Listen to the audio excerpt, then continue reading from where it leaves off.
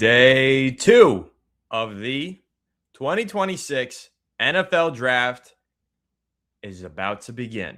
And I can't wait to go ahead and live react to every pick that's made in the second round of this draft. I see you guys in the chat saying it's going to be a quick stream, right? The Giants only have one pick in the second round, none in the third.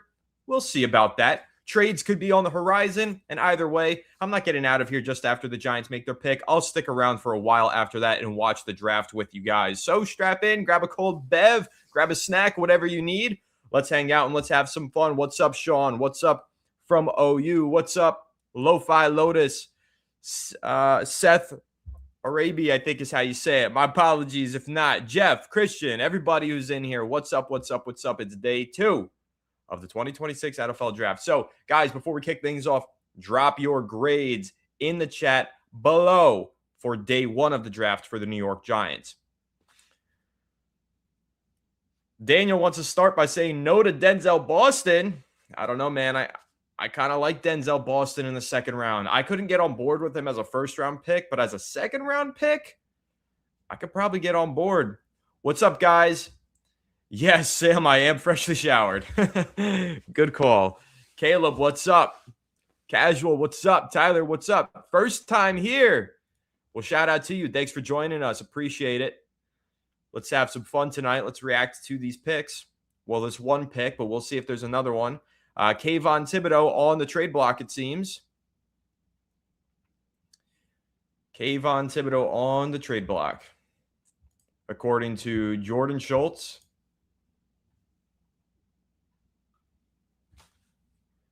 The Giants have engaged in trade conversations, and the Saints are a team that's interested. So we'll see if anything gets done. We will have. I got to turn my notifications back on. I got to be able to see if any trade does happen.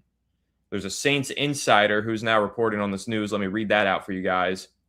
Apparently, according to Nick Underhill, Saints insider with New Orleans.football, this has been a long-going conversation. Tires were kicked back in February. I think the price might have to dip a little bit to make it happen. So the Giants have a price tag out there. The Saints don't want to pay it. Let's see if the price comes down today. According to Jordan Schultz, a deal could happen today. We know that the New York Giants really want to add more picks today, day 2 draft picks, whether that's second or third round. We'll have to see if a trade gets done. Giants want a day 2 pick. I don't know if they're going to get that for Kavon. But, hey, I'll say this. Even if they don't get the draft capital value that they want for Kavon, I think they should be willing to take a little bit less in draft capital, knowing that trading Kavon frees $15 million in cap space. So when you combine the draft pick and the cap space, you'll get the value because you'll be able to sign a couple of free agents. You'll get a draft pick in the building, probably later on day 3. I think all of those factors combined will push the Giants to get a deal done. But who knows? Maybe they're going to stand firm on whatever price tag they have. We'll see. So we did have some good questions in here. I like this question from my friend Eric saying, how was I feeling about the Bucs and the Saints' performances in the first round? I think the Bucs got an absolute steal in Ruben Bain, to be honest with you. He fell in the draft due to some off-the-field kind of concerns and question marks, but he was a top 10 talent in this draft class. It was a great pick by the Bucs. Saints, on the other hand, I've said this about Jordan Tyson. The Giants were obviously interested in Jordan Tyson. I don't hate him inside the top 10, but I don't love him inside the top 10. The definition of a boom or bust prospect. Let's see if he stays healthy. That's been a challenge for him, but the talent is undeniably there. First time with Michael. Appreciate you joining me. Hope you have some fun tonight. We're going to have live reactions all throughout the second round and into the third, so it's going to be fun. Yes, Caden McDonald would be great. Ethan Bell, appreciate you joining me. Ricky Scoops was first on it. I mentioned Jordan Schultz, but Ricky Scoops was the first one on the Giants engaging in trade talks with the Saints on Kavon Thibodeaux. Now, yes, Daniel, you're right. They could hold him until the deadline and trade him there. Maybe they'd get more for him, but maybe they'd get less. So we'll see. Draft night can bring up somebody's price tag. And the fact that this report is coming out about the Giants engaging in talks with the Saints, that's the Giants trying to get other teams to call them and engage in talks, in my opinion. So I think there's a good chance he gets moved tonight. I think the report coming out means that the Giants are wanting to trade him. They just want a better price. Yes, guys, Alex will be joining. He's dealing with bedtime, he said, with his daughter. So once he's done wrapping things up over there, he'll be joining the stream. But for now, it's just me and all of you great people in the chat. Zach, thanks for the super chat saying, can you explain the difference between edge and linebacker, Mike and Will in Giants terms? You can use Styles and Reese as examples. Yes, I would love to do that for you. So an edge rusher is a defensive end. We used to call that defensive end, but it's an edge, somebody who plays outside of the tackle, and their primary job is to rush the passer. So if you think over the last couple of years, if you look on the Giants website, they have Kavon Thibodeaux listed as an outside linebacker, but he's truly an edge, right? So he's lining up as the outside backer in this formation in a 3-4. So 3 defensive tackles.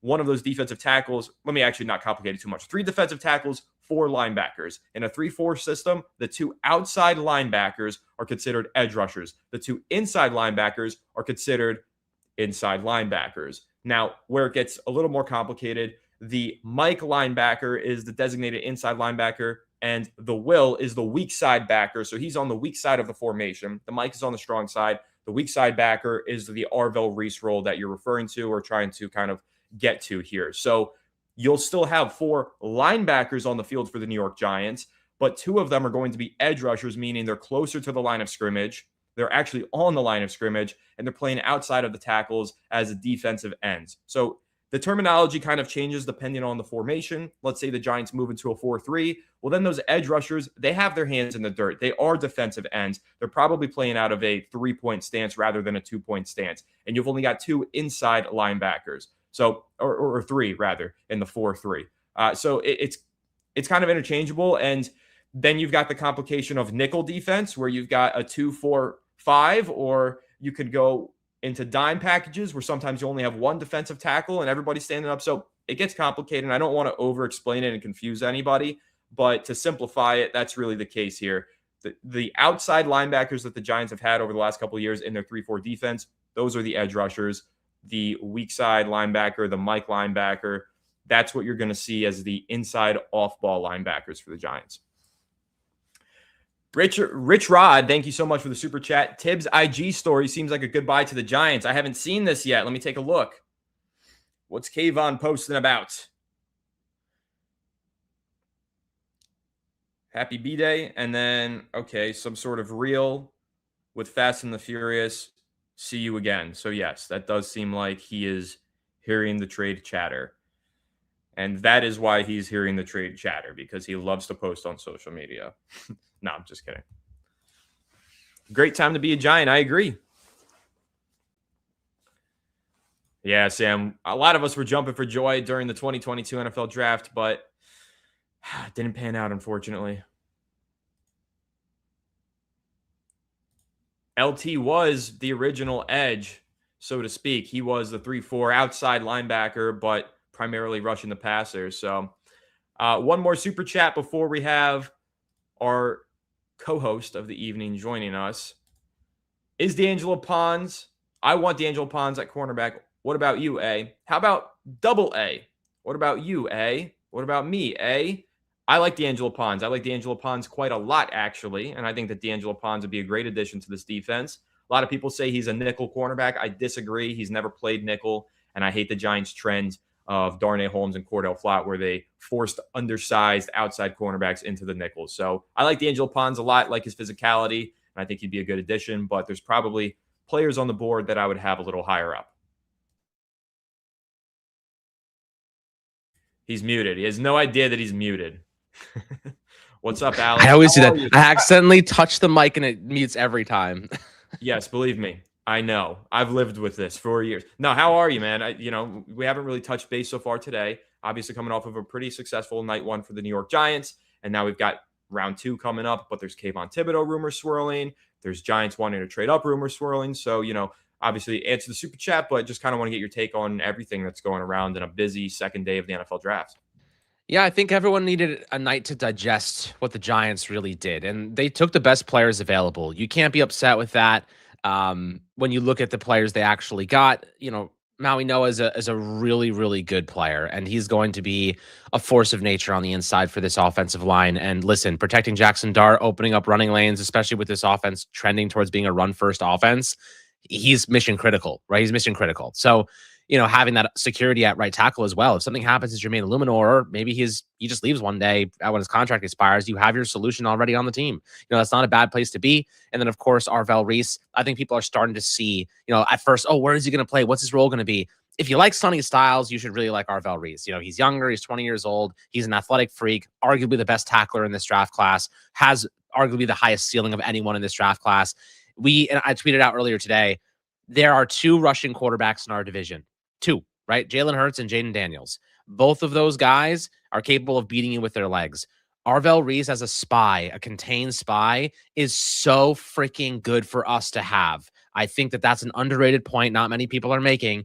He is amazing against running quarterbacks because he's so big, he's so long, he's able to mirror them, his athleticism, everything that he's about. You get a player here that's going to mitigate and limit the ability for running quarterbacks to destroy you on the ground, right? That is so important. And as a short tackler at 20 years old, you gotta love that too. The upside is absolutely undeniable here. He was the #1 prospect on the Giants board. I'm gonna roll with John Harbaugh knowing what he's doing instead of the fans. Unfortunately, I feel like that doesn't have to be said, but I guess I have to say that. But now we go to day 2. A lot of good players on the board. Anthony D'Angelo Pon's one of those guys, as David Cohen, our friend, has suggested. Appreciate the super chat. Pons is a guy I had in my mock draft. Really solid player. Like you said, undersized, but he's feisty. And you want to know what John Harbaugh loves? Feisty, run aggressive cornerbacks, guys that stop the run. Right. He's a really good tackler. He sniffs out the run, sniffs out screens. He's a good football player. And the Giants just need more good football players. 100% agreed. We'll see if Pons is maybe the pick, and we'll see if Kavon is maybe the trade. We'll find out shortly. The NFL draft is set to begin in the next minute or so.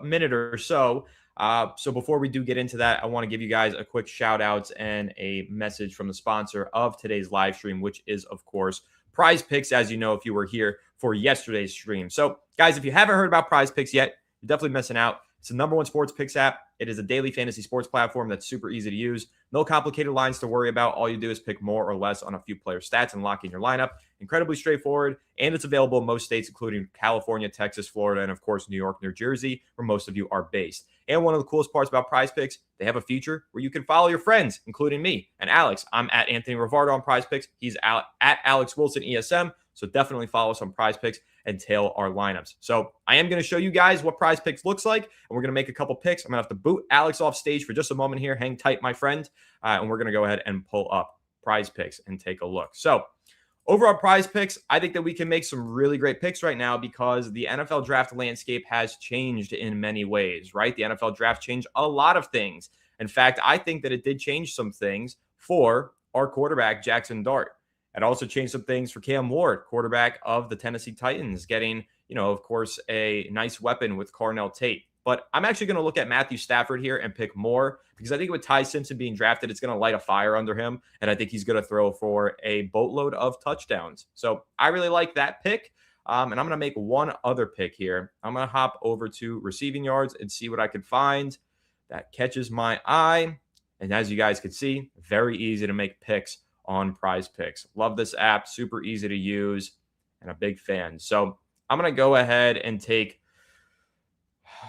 less on A.J. Brown because if he stays with the Eagles, I don't think it's going to go well, and I don't really love him going over to New England amidst all of the controversy and weirdness going on over there. So those are my 2 picks. I'm going to go ahead and submit that lineup, guys. It's that easy. Go ahead and download PrizePicks using code HMA. You'll get $50 in lineups when you play your first $5 lineup. Remember to play responsibly, but definitely go check out PrizePicks and have some fun. Alex, let's get you back up here, buddy. All right, we got some more super chats to get through before the NFL draft does kick off. So we've got Christian here asking if you had to pick a defensive tackle, cornerback, or wide receiver in the second round, what would you take?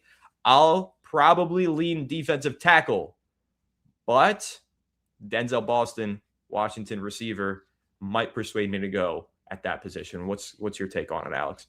Yeah, I appreciate the super chat, Christian. And listen, if I had to pick right now, I mean, Caden McDonald really is a good fit for this team. We want to stop the run.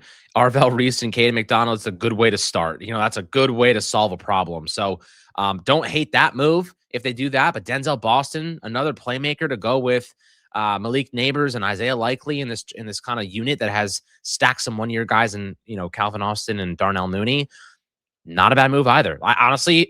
I think you go with Avion Terrell, you could go with Denzel Boston, you go with Caden McDonald, and you feel good about any of them. It really just depends what the Giants want to do, and what they feel like their biggest need is, because all those guys are, good fit no matter where you go.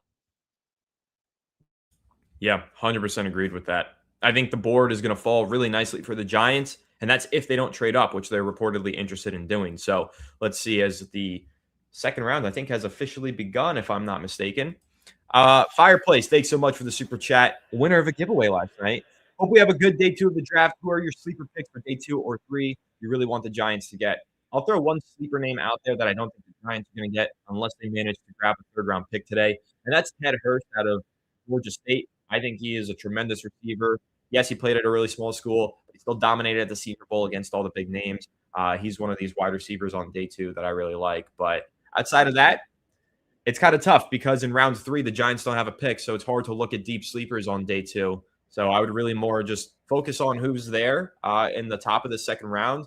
There's about 10 names that make sense for the Giants, and they're picking 5th. So they could go any which way with those 10 prospects, and they'll land a pretty solid player, right, Alex? I would agree and appreciate it, Fireplace, as always. And my sleeper in this draft class could be a 3rd or 4th round prospect. Talked about him a little bit yesterday. Dejon Stribling, really, really solid, big receiver, really good run blocker. And that's kind of the starting point, foundational point of a outside receiver. He's a good run blocker. Then you go from there. He's a fast guy. He's got good hands, big radius, developmental type of guy with good tools. Stack guys like that. Interestingly, though, a little bit off topic, but Kavon Thibodeaux posted I guess TikTok or something. Yeah, we talked kind about of saying just goodbye. He did. Here. Okay, so he's definitely getting traded, right? Like he's definitely getting traded based on that. I think so. I would think so. I mean, listen, the Saints have called. That's what we heard. The Giants have spoken to more than one team. And with the second round officially begun here, as the 49ers are on the clock, I feel like they're going to get more calls, and something's going to happen, in my opinion. So, yeah, I think he's going to get traded. Yeah. I agree with that. And so here we go. We got so he posted like a video of, for anyone that's maybe just a little bit late, like a goodbye basically video, and it's like the Need for Speed, with Paul Walker, Fast and Furious, sorry, with Paul Walker, the whole thing, like goodbye, my friend, that whole thing. So probably gone, based on if we read through the tea leaves there, but we'll see what we get. I think the Giants are standing pat. They want a 3rd round pick at the minimum, so we'll see if they get what they're looking for. Yeah, man, we'll see. One last super chat before we start really reacting to the NFL draft, as the 49ers pick will come in any minute. Thank you, Zach, for the super, asking, why are people so upset with Reese versus Styles? I think there's a common misconception here about what position Arvell Reese played in college. A lot of people think he played edge. He didn't. He played inside/off-ball linebacker. He just blitzed a lot because it was a blitz-heavy defensive scheme that Ohio State ran. I was actually talking about this in a group chat earlier today, Alex, with a couple of my friends, and they were like, why'd they take another edge? That doesn't make any sense. If they want a linebacker, they should have taken Styles. And I said, well, guess who actually played linebacker last season? Arvell Reese. They were the 2 linebackers in that defensive system. Neither one of them was playing edge. And in fact, Arvell Reese has played inside linebacker for several seasons. Sonny Styles was brand new to linebacker. So if you want to take the guy that's got experience playing linebacker and being a good linebacker, it's actually Arvell Reese over Sonny Styles. Reese has played the position longer. He's better at the position. He was a better overall prospect. And he was listed as an edge on a lot of people's draft boards based on projections, because he's got traits and athleticism that project him to be a really high ceiling edge rusher. But that doesn't mean he has to play edge rusher. And in fact, the Giants are planning on playing him as an inside linebacker, which is where he has played. So I think that's what it is. It's a misconception about what position he actually did play and what position he's going to play. Yeah, I mean, I'm not upset with Arvell Reese. If you're upset with him, you might just not know him. That ability for him to immediately make an impact at inside linebacker and at the will position, like you're getting an absolute force. You're getting a monster tackler. You're getting a guy that gets shot out of a cannon. You're getting a guy that will make plays. He is, and the two ways he described himself, pretty cool. Violent and nonstop motor. Those are the ways he described himself. Relentless effort and violence. Sounds like old school Giants football to me. I kind of feel like we need more of that. Same with Francis Mauigoa. Violence and, constant effort. Those are guys that fit the mold what John Harbaugh wants. Giants got 2 violent players. I love that. That's Giants football. That's John Harbaugh football as well. So I can't be upset at all. I think they're culture setters too. These are 2 culture setting draft picks, I think. Yeah, absolutely. So how long is each pick in the second round? 6 minutes? I believe so, but I'm not 100% sure. Just this first pick's taking forever. Maybe they're trying to execute a trade. We'll see. No, they're sticking and picking. I saw the report. Yeah, it's 7 minutes. Okay. I think Elvis is right about that. Yeah. Yeah, it's well, Kavon's, that's a pretty straightforward post from him. And listen, the Giants are going to walk away. Hopefully there's not a big run of the players that they want. Oh, it's 7 minutes. That's a long time for the second round, I feel like. But in the third round, does it shorten or does it stay 7 minutes in the third as well? I think it does shorten. I don't really know, but I know that on day 3, it's obviously shortened. Right. That makes sense. That makes sense. Well, it's going to be fun after this whole draft comes to conclusion to really dive into how each individual player is going to make an impact on this team. Also looking at the roster as a whole, it is going to be fun to kind of look at this roster and say, where are we going? What does the future of this team look like? Again, I want to preface by saying we're in year 1 of the Harbaugh era, guys. Year 1 is a pretty good place to start. Having your quarterback, having an elite edge unit, you have a really solid linebacker core now and a really solid offensive line that. You couldn't, this is how you would love to start a Harbaugh era, with this type of talent. So, and then he's got years and draft picks and money next year to spend. Feeling pretty good about where we're going. Yeah, me too. Feeling really good. I love what John Harbaugh's done so far. I really like a lot of the free agent signings that he made. Isaiah Likely, Pat Ricard, especially. There were some real culture setters and tone setters in that free agency group. And I think on day 1 of the drafts, that kind of carried over. More culture setters and tone setters. So let's see how it goes on day 2. Obviously, a lot of value that's expected to be on the board when the Giants are on the clock. So another super chat here. Arion saying, can you explain how taxes work? Alex, I'm not the man for this. I'm going to let you take this one. So big bad dog come for money. You give big bad dog 20% of money. Big bad dog does not eat you. I hope that's enough. Also, if big bad dog is in Florida, you don't pay big bad dog federal taxes. Right. If you don't pay big bad dog at all, he eats you. That's it. Yes. That's basically it. So Alex, quite a banger of a first pick that the 49ers made. I'm not even going to spoil it for you, but I want you to have a live reaction to that one. I got spoiled, but that one's interesting. For you specifically, very interesting. For me specifically. I'm excited for you to see this pick. Did they take my guy Stribling in the first to start off the second round? There's no way they took him that early. It'd be a little high for him, wouldn't it? Yeah, I would feel like it would be, but who else? Oh, you never know. Oh, is it Pons? Is it Pons? My guy Pons took him right off the gate. I'll give you your opportunity to live react to it. Okay. How do you guys know so early? Are you on a different stream than me? Oh, Twitter, man. Twitter spoils everything. It's so lame. So Christian, thank you so much for the super chat saying have to say thank you for all of the content. I don't think my commitment to the NY Football Giants would be the same without you guys. Appreciate you. You've been tuning in forever from Norway. Pretty awesome. Much love, Christian. And thanks for joining us for another NFL draft as you've been here for several draft parties in the past. Damn! They did take Stribling. They did take Stribling. I'll tell you, that's a good spot. That's kind of, I'm going to take credit for that. That's a good pick. Yeah, I thought he was a steal. I called him a steal. I guess everyone knew but me that he was not a steal. Yeah. I was like, get him in the 4th. He could take him at 33. I know. Damn, that sucks. That's something else, though. I definitely didn't expect that one. Ay, ay, ay. He's a good player, though. I Damn. mean, He but is. He is a good player. I like him a lot. I don't know if is he a that's a better little player high. than some of the other receivers Boston? on the board, like Boston? I mean, I don't know. But hey, the 49ers think so. The 49ers have a need for a receiver, so you knew that they were going to reach for one or just take one. But I Yeah. would say that they so reach for one here. All right, Yeah. I'm going to have to I turn the mean, Twitter you never know. notifications off. I'm getting spoiled for every pick right now. I got to do Yeah, something I'm about not. this. I don't have noties on. I am off Yeah. the noti game right Turn them now. off right now. Turn them off right now. I got spoiled for the next one too. But anything from Damn, here man. on out will be a surprise.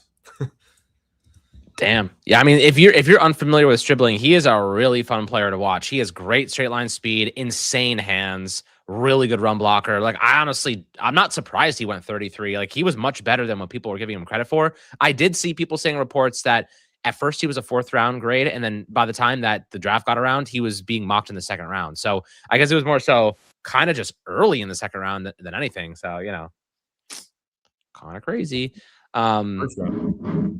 Basically Well, an extra first round pick. Damn basically, near. yeah. Damn near 1st rounder, which is crazy because he comes from a smaller school. No, he doesn't. Ole Miss is not a small school, not by any means. Correct. Not a small school. Not a small school. I don't know why. I don't know why in my head. I was remembering blue. I was thinking blue, and I was thinking like West, like some small school because of it. Probably thinking of like Kentucky or like some other player we've looked at from like obscure places. Yeah. Well, anyway, no Stribling for the Giants as he is a 49er. I do like that fit there for the San Francisco 49ers. The reason I was trying to keep the notifications on was to see if a Kavon trade happens, but I got to keep them muted so we can react to these picks. Yeah, I wonder what. I mean, the Giants probably are thinking, do we even trade up now? Because now we're one spot closer, and we're probably just going to get a guy that we want anyway. Well, that was kind of the argument that I was going to make. I don't think it would have made a ton of sense for the Giants to trade up personally. It would have depended. You've got about 9 guys on the board who could be justified as BPA and fit a need for you with that 5th overall pick in the 2nd round. Just stay there. You're going to get one of those 9 guys. Do the math, right? You could even trade back a few spots and still land a player at BPA who fits a position of your need. So I don't see the argument for trading up unless they have a very specific conviction and a very specific player. Like maybe it's a Caden McDonald. I could see that. But I did see a report. That was interesting. You might find this interesting, that the Giants were one of 2 teams that actually were considering moving up into the 1st round for Caleb Banks. Yes, I did see that. And I found that very interesting. Caleb Banks went way earlier than anybody expected. So they didn't have a real opportunity to get him. He went at 18. They probably expected him to go closer to 25. I did find that interesting, though. Caleb Banks, a damn good football player. Didn't play much last year. Had an injury. So, that would have been an interesting pick for sure. If that's the case, I wager they're going to take a DT right now. I would think so too. But Buffalo's on the clock right now. Buffalo really needs a defensive tackle. Caden McDonald is commonly mocked to Buffalo, so let's see what happens here. It's going to go Buffalo, then Las Vegas, and then the Giants will be on the clock. So we'll have to see. Unfortunately, I do fear that the Bills will take either Denzel Boston or Caden McDonald from the New York Giants, but we'll have to see. That we will. I mean, I will say it's going to be fun to see if the Giants take a playmaker. If they don't take a defensive tackle, like Denzel Boston and Malik Neighbors is a pretty fun combo, right? Denzel Boston is a true X receiver, right? He has good hands. He is physical. He'll make contested catches at times. Like in the end zone, I've seen so many just good footwork from him in the end zone. He's a fun player. Like he's just a good balanced player. I wouldn't say he's like elite at anything, but he's just a balanced receiver. I'll disagree. I think he's elite in the contested catch. I don't think he's balanced because I don't think he's the best route runner and separator. But he's very good in those contested catch situations. Not elite. And he's very reliable. Yeah, I think in terms of balance, it's like he's not a horrible route runner. He's a good enough route runner. He's a good contested catch guy. He has good spatial awareness, good hands. Contested catch guy. Don't undersell that. He's a no. What is he? 6'4", 6'2"? 6'4"? 6'2" or 6'4". 6'2"? Let me pull up my profile on him. I've got one written. He's one of those let me two. pull that up. One of those two. Even so, that makes him one of the tallest on receivers on the team. Receivers. Oh, he yeah, might be the tallest receiver on the team at that height. He would be. He moves good for a guy that tall too. Yeah, he does. I think that he's a little limited in his movement skills, though. Like, I don't love his release package. He's not a burner. He's 6'4", 212 pounds. He's only 22 years old. It's a good frame. What I had written was not a consistent separator, more of a contested catch guy. Lacks quickness off the line of scrimmage to beat press coverage. But strong-bodied receiver with size to compete on the boundary. Massive catch radius, strength to consistently win in contested catch situations, and adjusts the ball and controls his body to make every target catchable. So I think that's something the Giants be attracted to. Good possession option. You need to have guys like that can just make catches in traffic and do the dirty work for you. Agreed. Yeah, we haven't had someone like that in quite a bit. TJ Parker to the Bills. Wow. Edge rusher. Nice pick. So all the guys we weren't targeting have so far been guy in there. Is my guy in the background of this video? I don't think he's at the draft party. I thought TJ Parker would be a first-round pick. He should have been. You might prove you're right. He's a damn good player. I interviewed TJ Parker a couple months ago. If you guys want to go check that out over on the Fireside Football channel, just search up Fireside Football and you'll find it. TJ Parker, really cool dude, super humble. Yeah, check out that interview. It was fun. Yeah, he's pretty strong. I'm watching his highlights right now on the NFL Network. Yeah, I mean, he had that viral clip at the Senior Bowl. He just demoralized that one. Just long-armed him. Just stiff-armed him into the backfield. Crap out of him. Did you see that video I posted? Man. You see that video I posted? I don't know if you guys, all of you guys may not follow me on Twitter, but if you do, go watch the video I posted of Francis Mauigoa today. Absolutely sending a defensive back like 10 yards. He hits him and he just flies. Just takes flight. It's so funny. You say accidentally sending him? That was intentional. Well, it was intentional send. Intentional send. Dude went soaring. This is why I love my Samoan offensive linemen. I love my Samoan guys. Every good offensive line has a Samoan. There's a trade. What? The Texans just jumped in front of the Giants and they made the pick immediately. It was supposed to go Raiders, Giants, Texans. It's now Texans, Giants, Raiders. So they're taking who they're trying to steal from the Giants. It's gonna be they're gonna have the craziest defensive line ever. Yeah. Embarrassment of riches. That stinks. I really feel like the Giants could go any which way here, though. This is gonna be interesting. It's just crazy. If they take him, it's so frustrating. Pick is in already. Yeah, they knew who we were going to take, whoever they wanted for sure. I think so. So whoever it is they just took is the guy we wanted. I'm not gonna sit here and it's possible the Giants could take. I don't think they're going to. But are you out on Jermon McCoy right now? Are you out on McCoy, or do you think it's possible? I think so. The things that I've heard about that knee are the knee plug, whatever the bone plug he has.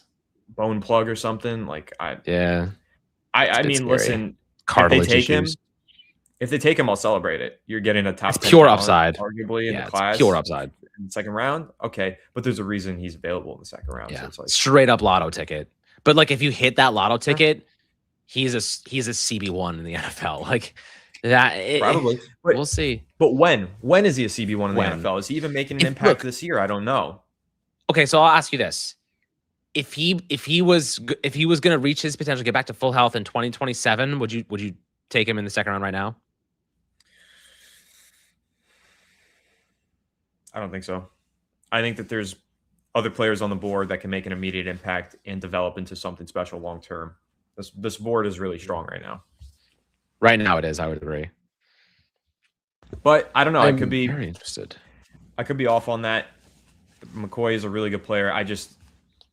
That's the injury risk there is super. It's substantial. It is substantial. So I have the chat closed right now. I'm not sure if you do, but I do have the chat closed because the Giants are probably on the clock. Well, they are on the clock right now. Their pick might even be in. It's possible that the ether knows who they've selected, but just so you guys are filled in, we are reacting in live time. We've closed chat. We've turned notifications off, so we are going to react to the pick as it comes in. And we're just waiting because, of course, there's a PNC Bank commercial right now. Yeah, I mean, it's going to be interesting to see who the Texans pick right now. I mean, you guys probably already know, but it's got to be either Caden McDonald or Denzel Boston, right? I mean, Yeah. they have. Hey, I mean, Denzel Boston does make sense for them. They could use a because receiver, I of those guess. rumors about them getting calls on Nico Collins, right? I mean, also the fact that Tank Dell is Similar never player. going to make it back. Like, All right, well, he just is. they're showing Caden McDonald in the green room, so I have to make an assumption now. Dude, that's such BS, bro. This happens to us way too often. We get leapfrogged like once every 2 years. I guess other teams probably feel the same way. I mean, from the Steelers, I'm pretty pissed because they were going to get Mekhi Lemon and they got screwed. But dude, the Texans' defensive line is insane. It already was insane. Now it's more insane. I don't get it. I mean, they've got Danielle Hunter, Will Anderson. They're adding Caden McDonald to that mix. They got other dogs on that line too. That defense is ridiculous. I have to say though, like, I mean, we don't know for sure, but we're assuming that's Caden McDonald. But like we'll find out any second now. The Giants. I mean, you have to think that the Giants probably also got a call and was like, "Do you want to make a deal? Like, do you want to give more? Like, you know, like I can't imagine that. Like, how do you not pick up the phone and have that on?" The Giants may have just decided against it. Who knows? The Giants just don't have a 3rd round pick. This was a 3rd and 4th round pick swap. The Giants don't have a 3rd round pick, so they can't do anything that hurts. Yeah, but that is pinky is messed up. But it hurts. But at the same time, we got a franchise quarterback out of it, so yeah, that makes it hurt a lot less. You know, facts, like I'm sitting here today and I'm like, oh man, no 3rd round pick sucks. But I'm like, well, Caden McDonald, there it is. Damn it, damn, that hurts. Way ahead of me, spoiled the crap out of that one, but that's okay. Wow. Well, we kind of knew. Damn it. Yeah, I had a pretty strong idea. That sucks, man. Yeah, that sucks. I mean, Caden McDonald probably would have been my number 1 target here. So I guess the Giants are hoping he'd fall into their lap. There was a lot of reports about their intense interest in Caden McDonald. So I'm pretty sure that was Arvell Reese hanging out with Caden McDonald, dapping him up right there. Rats, man. Yeah, he probably thought he was coming to the Giants. You knew, so that now we know the Giants were going to take him. Now we know. Why? Because Arvell Reese was in the green room with him? No, because the Texans just leapfrogged us to get him, obviously. Oh, well, you just responded to what I said about Arvell Reese being there. I was like, what is the correlation between those two things? Oh, no, obviously not. Okay. That hurt. That's cool, though, Arvell Reese. I'm sure Arvell Reese really wanted him to be a Giant. I did, too. Yeah, definitely. I don't know, man. I think right now we'll see. I mean, it's got to be Denzel Boston, Lee Hunter, or Avion Terrell, right? Like one of those 3 guys, most likely.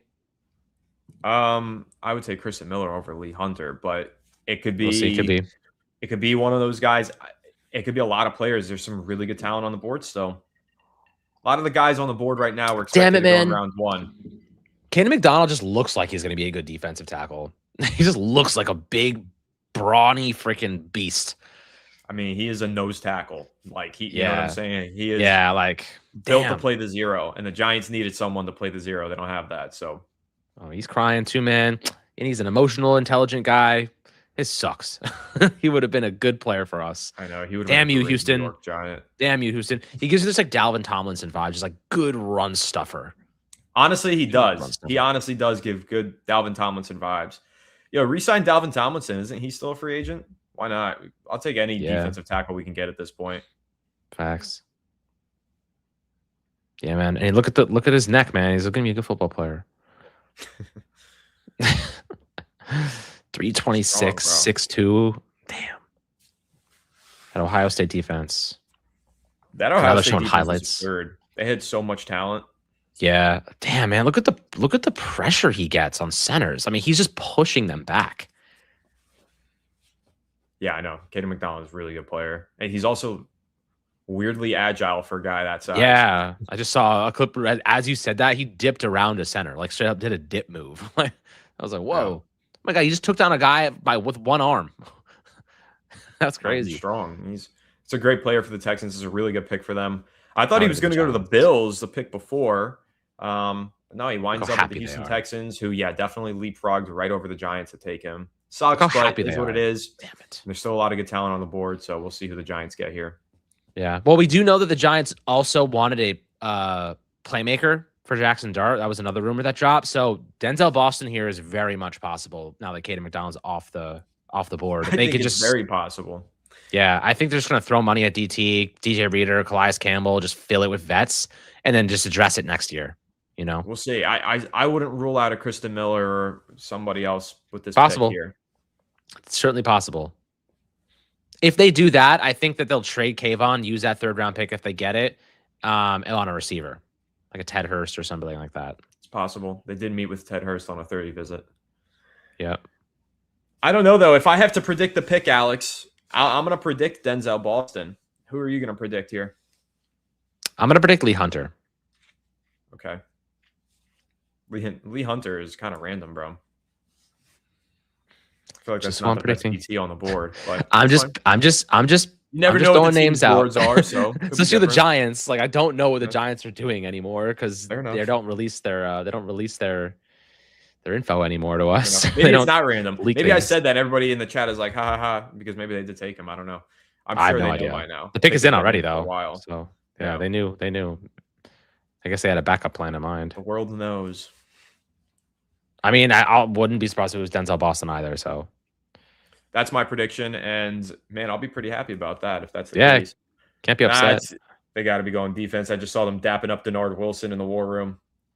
Yeah, see that? Yep. It's got to be defensive tackle. Are they taking? It could be a corner. I don't know. It could be. Avion Terrell, Pons, Holton. Colton Hood. Any of those guys. There's a bunch. Colton Hood would be a great pick. Colton Hood should have went in the 1st round. I can't believe he's on the board right now. Yeah, honestly, I think it could be corner. I think Colton Hood would be a good pick. I'd be happy with that. Real happy. I'll tell you right now, is going to announce the selection. That's awesome. Giants legend right there. I mean, knowing that cornerback room, if I was Denard Wilson, I'd be happy to add another player there. I'll tell you. Yeah. So you and me both. Yeah. OC. This guy Raj. What a great man he is. Come on. All right. Nice pick. I like that one. Colton Hood out of Tennessee. Bang. 1st round projected cornerback goes number 37 overall to the New York Giants. I mean, a press coverage, man coverage cornerback, physical guy at the line of scrimmage, great ball skills. I like that pick a lot. That's an absolute steal with the 37th overall pick. Yeah. Awesome, man. There you go. New York Giants knocking it out of the park with each of their first 3 picks to start this draft. I love it. Man, that's a great pick. That is a good pick. Chat, how we feeling? How we feeling? Yeah, we got to catch up. Yeah, we got to catch up. The chat. Good pick. Very, very good. Dang, man. That's a good pick. I like it. I do too. Who is Mr. Frog that needs to be blocked? Someone block him for us? Oh, you did it. Wow, great pick, man. I don't know what we're doing at receiver, NATO, but I know that we actually have a starting outside cornerback, and I'm happy about that. I did not feel thrilled about the idea of Greg Newsome starting at cornerback, honestly, guys. So the Giants getting Colton Hood to compete at the very least is really exciting. That guy should have went round 1 in this draft. This is a great selection in my mind. I agree with you. I mean, I can't wait to dive more into him and really look at, what his role is going to be here. But, according to NFL.com, he's going to be a plus starter eventually, which is a good thing to get in the 2nd round. Usually you get those type of grades in the 1st round. He is a 1st round prospect that somehow slipped. Really solid player, 5'11". He's almost 6 feet tall. So you're not worried about his height by any means. 193 pounds, physical, as people said. His NFL comp is Carlton Davis, which is obviously great. His draft projection by Lance Zierlein was round 1. Press man, bully. Lots of good stuff here. The strengths that they have him listed: plays with the box safety, physicality, and coverage and run support, punches and suffocates outside release. This is a perfect John Harbaugh pick, by the way. He loves these big outside cornerbacks that play a physical run defense. Demands the catch space on jump ball battles, gathers and triggers with adequate fluidity from depth, operates with disciplined leverage against high-low route concepts, explodes vertically with extended arms to capture high point. The weaknesses could struggle matching twitchy NFL releases. They'll probably have him go up against like bigger receivers like AJ Brown types. Hips can get sticky on sudden aggressive transitions, grab you at breakpoints or vertical routes when he's out of phase. I like this player because he, in year one, will probably win that CB2 job alongside Paulson and Debo. And then in year two, might take that CB1 job from Paulson and Debo. So, I think the Giants might end up cutting Paulson anyway after this upcoming season. So you have a guy that's developmentally. Paulson will bounce back, man. Paulson will bounce back. No, it's possible. I'm just saying it's definitely possible they cut him just because he might not bounce back. And if he doesn't bounce back, having a guy like Colton Hood in development who could be a plus starter and a CB1 for your team is not a bad thing to find in the second round. I'll tell you that. So I love that pick. The Giants just went BPA, solved a whole bunch of needs, linebacker, guard, and cornerback, all extremely valuable positions. Can't hate it, man. Really, really can't hate it. Yeah. I really wonder why Denzel Boston is falling down the board right now. I thought he would have went sooner, but I'm not sure. Interesting. Do love that selection, though, for the New York Giants. And then Colton Hood is going to start in this defense right away. Physical, press. Pretty good player, man. Would you say he was the best player available on the board, or do you think that they reached maybe slightly for need?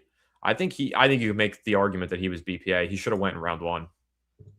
Yeah, everyone had him as a first-round grade. So, yeah, you could absolutely not even make the argument. It is the argument. You know what I mean? Like, this is a very, very solid player the Giants just got. This is usually what happens to the Eagles. They get these guys that are just dropping for no reason. Yeah. I mean, I really thought he was going to go to the Dolphins last night, and the Dolphins took Chris Johnson of all cornerbacks on the board. So that was interesting. But hey, Giants take advantage, man. I love this pick. I really do. Yeah. Not even close to reach. Not even close. And I'll tell you what, right now, two of their first three players they drafted can play multiple positions. Right? So you have inside will linebacker and edge rusher for Alvaro Reese. You have offensive guard and offensive tackle for Francis Mauigoa. And then you have, of course, just a straight up physical cornerback in Colton Hood. So that solves a big problem. Now our secondary at least isn't like an absolute concern. Throw the money. I mean, Kavon's going to get traded. That's $14 million right now that you can allocate to bringing back like a OBJ, signing a DJ Reader, signing a Calais Campbell or a Shelby Harris, like whatever. Just throw depth and experience at defensive tackle. This team is good. Like, this team is actually solid on paper. I'm like, listen, of course, I don't want to get ahead of myself and say they're going to be good, but on paper, this team has a lot of talent. Harbaugh, better coaching staff, should get a good amount of value from them. And then you have your draft picks and money next season. I mean, Anthony, you know how much money we have next year? And now that Dexter Lawrence is off the books, do you want to know how much money we have next year? Not to mention most of our players are still under contract. $96 million. $96 million we have in 2027 to spend. And our offensive line is all locked under contract except for John Runyon. He's the only guy that's not under contract, and whatever. You can find another replacement for John Runyon pretty easily. John Michael Schmitz is another one. You could probably find a replacement for him pretty easily too, in terms of actual like quality. Nobody on our defense won't be under contract. Everyone on our defense is under contract next year, which is awesome. On offense, everyone on offense except for those two offensive linemen and the 1-year receivers that we signed in Calvin Austin and Darnell Mooney are under contract. Not bad. Not bad for the Giants. Their nucleus is set. Pretty good. Pretty good. Yes, agreed. All right, so to the next super chat. Tyler, thank you so much. How would you feel if the Giants traded Kavon? I'd feel pretty good about it. I think they need to clear some cap space, and I think they have a surplus on the edge, and they have deficiencies at other positions of need. So you, in theory, kind of load off your surplus and then address another position. I think that's what the Giants should do. Yeah, absolutely. I don't know, man. I'm pretty excited. We'll see. We'll kind of see what happens regarding Kavon Thibodeaux and what they do with him. But, $13, $14 million, not a bad consolation prize, plus maybe a third-round pick in return. We'll see what happens there. But, guys, I do want to give something away. It's not Giants related, but if you guys are into farmers markets, went to a farmers market, met this guy, really nice dude, huge Giants fan. He makes his own hot sauce. makes his own hot sauce. Like, he started his own business, makes his own farm-grown hot sauce, and he gave me a couple bottles to give away to you guys on the stream. So I figured, why not give you guys a couple of awesome bottles. It's called Southwest Smoke. This one is the mild version. It's called Jersey Organics. Really good stuff. Not getting paid at all for this. Just want to do a nice thing for a Giants fan. Small business guy. If you're a hot sauce fan, just let me know and I'll send you a bottle. I have 3 options here. I have mild, I have hot, and I have hotter. So if you want any of those options, just DM Fireside Giants on Instagram, or just DM me on Twitter, and I'll send you some hot sauce and a coupon if you want. Pretty cool. Just give back to the community. Big Giants fans, So I feel like Giants fans with small businesses, we got to help each other out. We got to help each other out. So if anyone in here is a big hot sauce fan, let me know, and I'll send you a bottle or 2. I'm a huge hot sauce fan. H50 Pharaoh, are there Thibodeaux rumors? Yes, there are. There are rumors that the Giants have spoken to the Saints today and that they are considering trading him. So we'll see if it happens. Thanks for the super chat, Pharaoh. Yes, thank you. Thank you. If you want some hot sauce, again, just DM me, Alex Wilson ESM on Twitter, and I'll send a bottle to you guys. Whatever, just let me know which one you want. I have 2 of each, mild, hot, and hotter. I see some people that are big hot sauce fans, and if you like it, they have some coupons and stuff like that. So give you a code, and you can order again from them. Again, small business, really cool. Want to help out a Giants fan? I feel like that's a nice thing to do. Help out the community a little bit. But again, just DM me and I got you. Agreed, bro. Shout out to the 716 people viewing us live on YouTube right now. Appreciate everybody. If you're enjoying the stream, make sure to smash the like button. Alex is giving away hot sauces. The Giants are making steals in the second round of the draft. It's a great time to be a Giants fan. Daniel with another super chat. Thank you so much. Saying, would you trade Kavon and a 6th for a 3rd round pick? Absolutely. Giants have 3 6th round picks.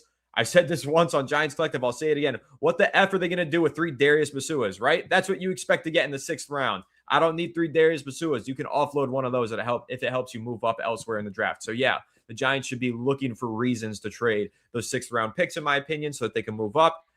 And listen, I want a day 2 pick for Kavon. I think the Giants do too. I don't think they'll trade him for anything less than a day 2 pick. If they got to throw in one of those 6th rounders to get it done, I think that would be ideal. Yeah. I mean, I would throw in one of those 6 to get a 3rd rounder plus Kavon. I mean, the money savings and the extra 3rd round pick. Like, again, it's not a great draft class after the 2nd round, but you can find some reasons. If you can't DM me, just go out to my Instagram, by the way, because I know my DMs might be on private for Twitter. But if you go to my Instagram account, Alex Wilson ESM, same thing. You should be able to just DM me right there. And if not, I will open them so that way you can. Let me just make sure that you guys can DM me. Interesting super chat question here from Pharaoh. Thanks again for another super chat saying, would you want Ayuk on the team? Personally, no. I feel like Brandon Ayuk has gone down his Antonio Brown path, to be completely honest with you. I heard that there was a lot of off-the-field issues over in San Francisco last year that led to his release. He refused to play, refused to show up, got in fights with the staff and the team. So, yeah, I'm not into Brandon Ayuk. At one point I was, but at this point, I don't think he's somebody I'd be interested in for the Giants. I don't think he'd be a fit for the culture they're trying to build right now. Yeah, Ayuk, he just disappeared. You know what I mean? Like, I don't really trust him, and I think that Harbaugh wants guys that are bought in. I'd rather just bring back OBJ. Like, he really wants to be here. And he'll be, obviously cheap as hell, and you don't really have to do anything. You don't really have to do anything about that. But Sean, just hit me up on Instagram. Same exact username, Alex Wilson ESM. Just DM me there. My DMs are open. But when you're looking at receivers, just bring back OBJ. You ran 20 miles an hour the other day, Anthony. Is that right? Something in that range. Mm-hmm. Not bad. 20 miles an hour. All right, another super chat here from Pharaoh. Thanks so much for the generosity, Pharaoh. Just keep rolling them in. Appreciate it. Saying it's hard to get free agent cornerbacks right now, but there are days still available in free agency. I think you meant defensive tackle still available in free agency. Love this pick. Agreed. I think that's probably what it came down to for the New York Giants there. Obviously, the Texans jumping in front of you and taking a defensive tackle, that plays into it. But I think that the Giants still could have taken a defensive tackle. Kristen Miller, Lee Hunter, as Alex mentioned, there were DTs on the board. But I think that the cornerback, Colton Hood, was the better pick based on the fact that he was arguably, I don't even think it's arguable. I think he was the best player on the board. Plus, It's a lot harder to find cornerbacks in free agency, as you said, Pharaoh. Giants can sign DJ Reader and Shelby Harris tomorrow, and they're mostly good defensive tackles, still have a little more work to do. But you can't sign a DJ Reader level player at cornerback right now. Colton Hood is that level player. Immediate CB2, in my opinion. And Alex, really underrated point here. He has saved us from having to watch Deonte Banks this season. Yeah, thanks for the super chat, Pharaoh. Always a pleasure to see you in the chat. And you're right. Not having to see Deonte Banks is something that I will appreciate. Now, Deonte Banks, hey, don't discount Deonte Banks. He's a great kick returner, loves to put in the effort on the kick returns, refuses to put the effort in when it comes to tackling. He's just weak, to be honest with you. I think that Harbaugh, if he doesn't try, if Deonte Banks lacks the effort that we saw last season, and when I say lacks effort, I clocked him multiple times per game when he was on the field, just standing around, just standing there, like middle of the field, guy is running by him and he's just standing there looking around like he doesn't know where he is. Those types of things are unacceptable. Unacceptable for a football player. At least show some sort of effort. Like you're getting paid to be a football player, for God's sakes. You are blessed. Play like it.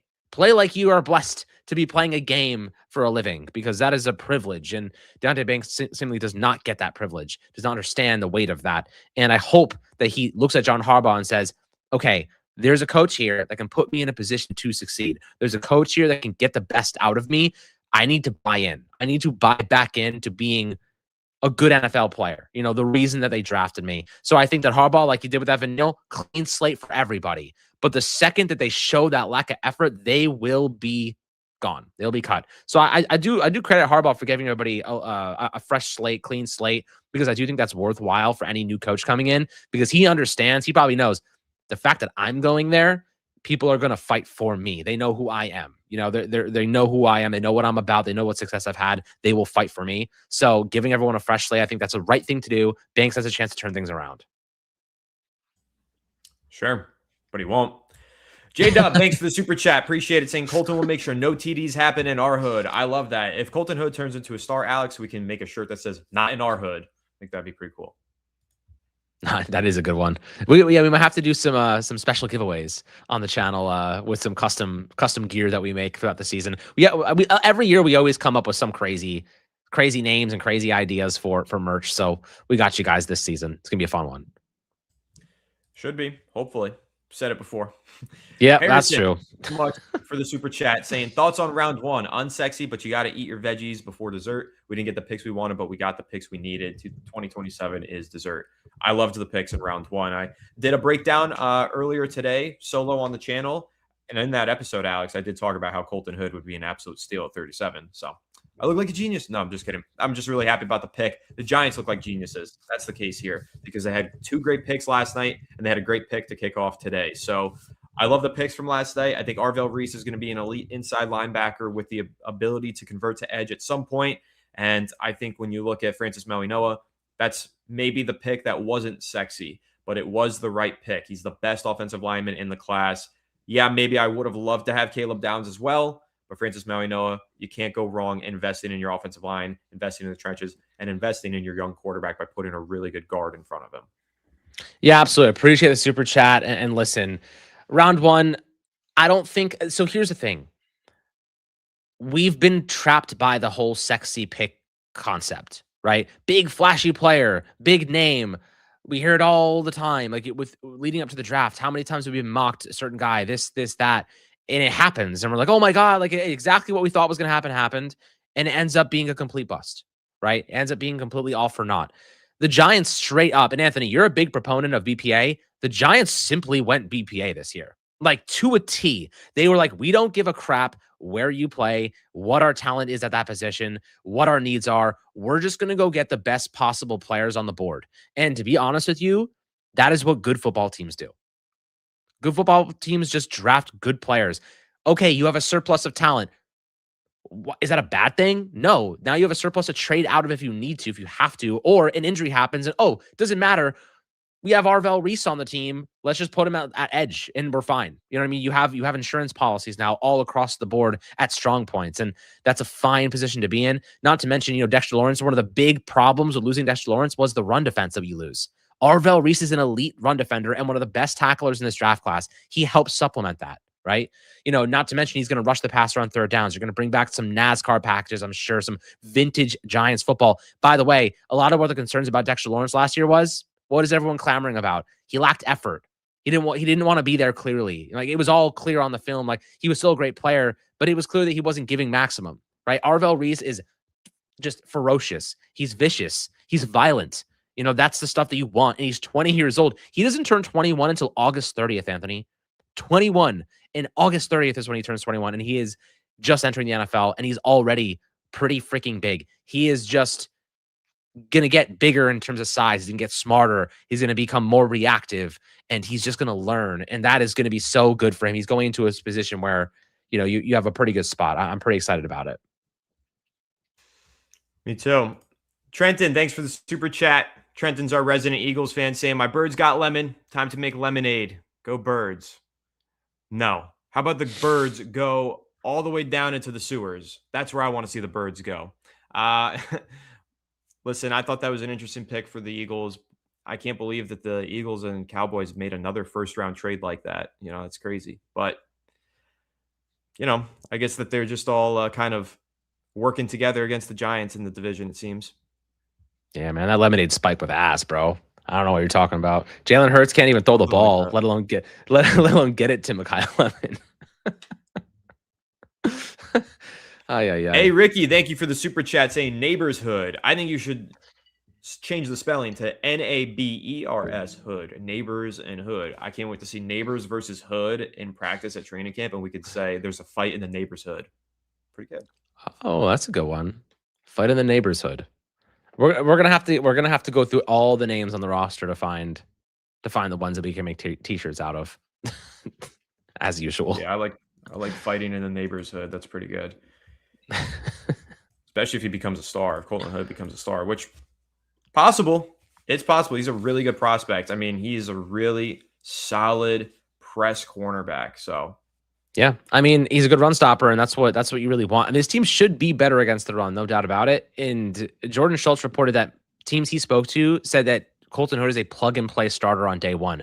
That is hard to find in the second round. Right? I mean, I guess not necessarily, but you do find guys like that.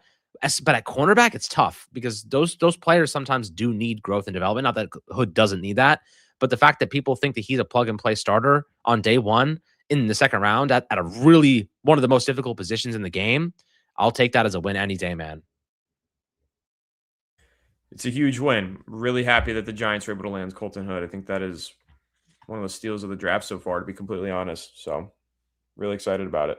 Oh, I got a good one for Reese. Reese's Pieces. Blake Meyer kind of hinted at that, but Reese's Pieces. Yeah, did you see? Oh, Jeff Taylor said it. He had in his jacket last night, his suit jacket, on the back, it was like Arvell Reese, but it was Reese's Pieces, and it was pretty cool, actually. See, I like Fireside Giants Instagram. That is a good one. I like my players who eat candy, man. Like, all I can think about is Marshawn Lynch just downing Skittles on the sideline. I need Arvell Reese just bodying Reese's Pieces on the sideline. DK Metcalf too. Yeah, true. What is he? What is he with the Mike? No, I know Josh Hart is the Mike and Light guy for the Knicks, but what is Metcalf? DK Metcalf, he doesn't eat. He has one meal a day and he has one bag of candy. My dude's gonna have diabetes, bro. How is he like that? How does he look the way he does and eat a bag of Sour Patch every day? I don't know. It's kind of insane. Like, my dude's insulin. Like, he doesn't have insulin. He doesn't have insulin spikes. Like, his blood sugar doesn't exist. I don't understand how these guys look the way they do and eat that way. Yeah, so also a couple of important notes here with the Giants now speaking to the media. Joe Shane was asked if the Giants are done for the night. He said, maybe not. We'll see how things go down. Very important. The only way that's possible is asked, and then he was also asked about Kavon Thibodeaux, and he said, there's no truth to that. We have not had any conversations today about Kavon. That's not true. But I don't believe a word that he says. Yeah, I mean, there's no way you say that, and how else are you getting into the third round? I mean, I guess you could package picks together, in theory. Is the only other way. They could trade up. But they could trade up. That's it. But like, why at that point? I guess I don't know. They definitely talked to the Saints, man. There's too many reports coming out about it. But of course, Joe Shane's not going to say anything. Why would he ever Yeah, admit I mean, that? he's definitely lying, of course. I mean, He's a Kavon liar. pretty much admitted it himself. So, Yeah, pretty much. He literally was like, "Bye." in other news, I'm not sure if you guys saw, but D Winters was traded. D Winters. Mm-hmm. Interesting. Cowboys are sending pick number 152 to the Niners for D Winters. He is going to the Dallas Cowboys. Interesting. Hmm. What do we make of that? Well, they didn't get Sonny Styles yesterday, who they seemingly wanted, and they still need linebacker help. So they go ahead and they trade for a veteran linebacker. I mean, He's Dallas okay. has gotten a He's not lot like better over the last 24 hours. That's for sure. that they have. That they have. They got Caleb Downs. And who else? Did they get anyone else? Yes, they got the UCF edge. What's his name? Oh, right, Malachi Lawrence.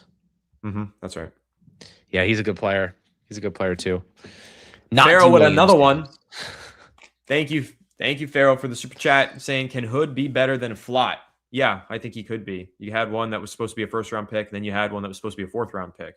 Giants drafted Flott in the third. I think that was considered a reach at the time. This is considered a steal. Hood, it was a much better prospect coming out of college than Cordell Flott was. So yeah, I definitely think he could be better.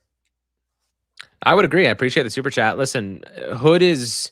Flott was really young. Flott was the youngest player in his draft class, and the Giants had zero idea how to use him. That was the problem with our previous coaching staff. They had no idea how to use anybody on the team ever. I mean, we begged them to move Evan Neal inside, refused to do it. We begged them to put Cordell Flott on the outside, refused to do it. We begged. How many times did we ask them to do certain things? Or I mean, not that we have any say, but it feels like they just never got around to like fixing guys that they were actively destroying all the time. They did this. So I'm glad that we have a coaching staff that has an idea, a good idea about how they're going to deploy the talent they do have.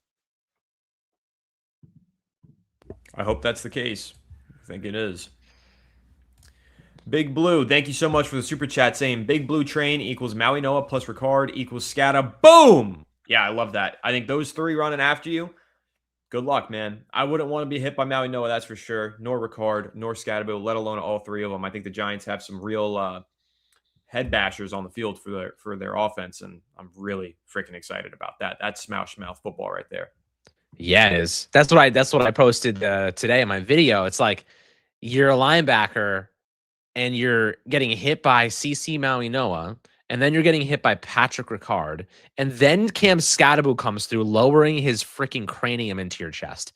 Like, pretty fun. It's a pretty fun combination of physicality the Giants are building. They're gonna wear guys down, which is pretty different than usual. We're very much a weak and nimble and fragile team over the past 10 years or so. Different brand. Mm-hmm.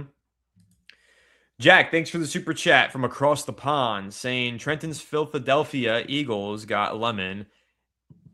Ant et al. Are sour on the Eagles.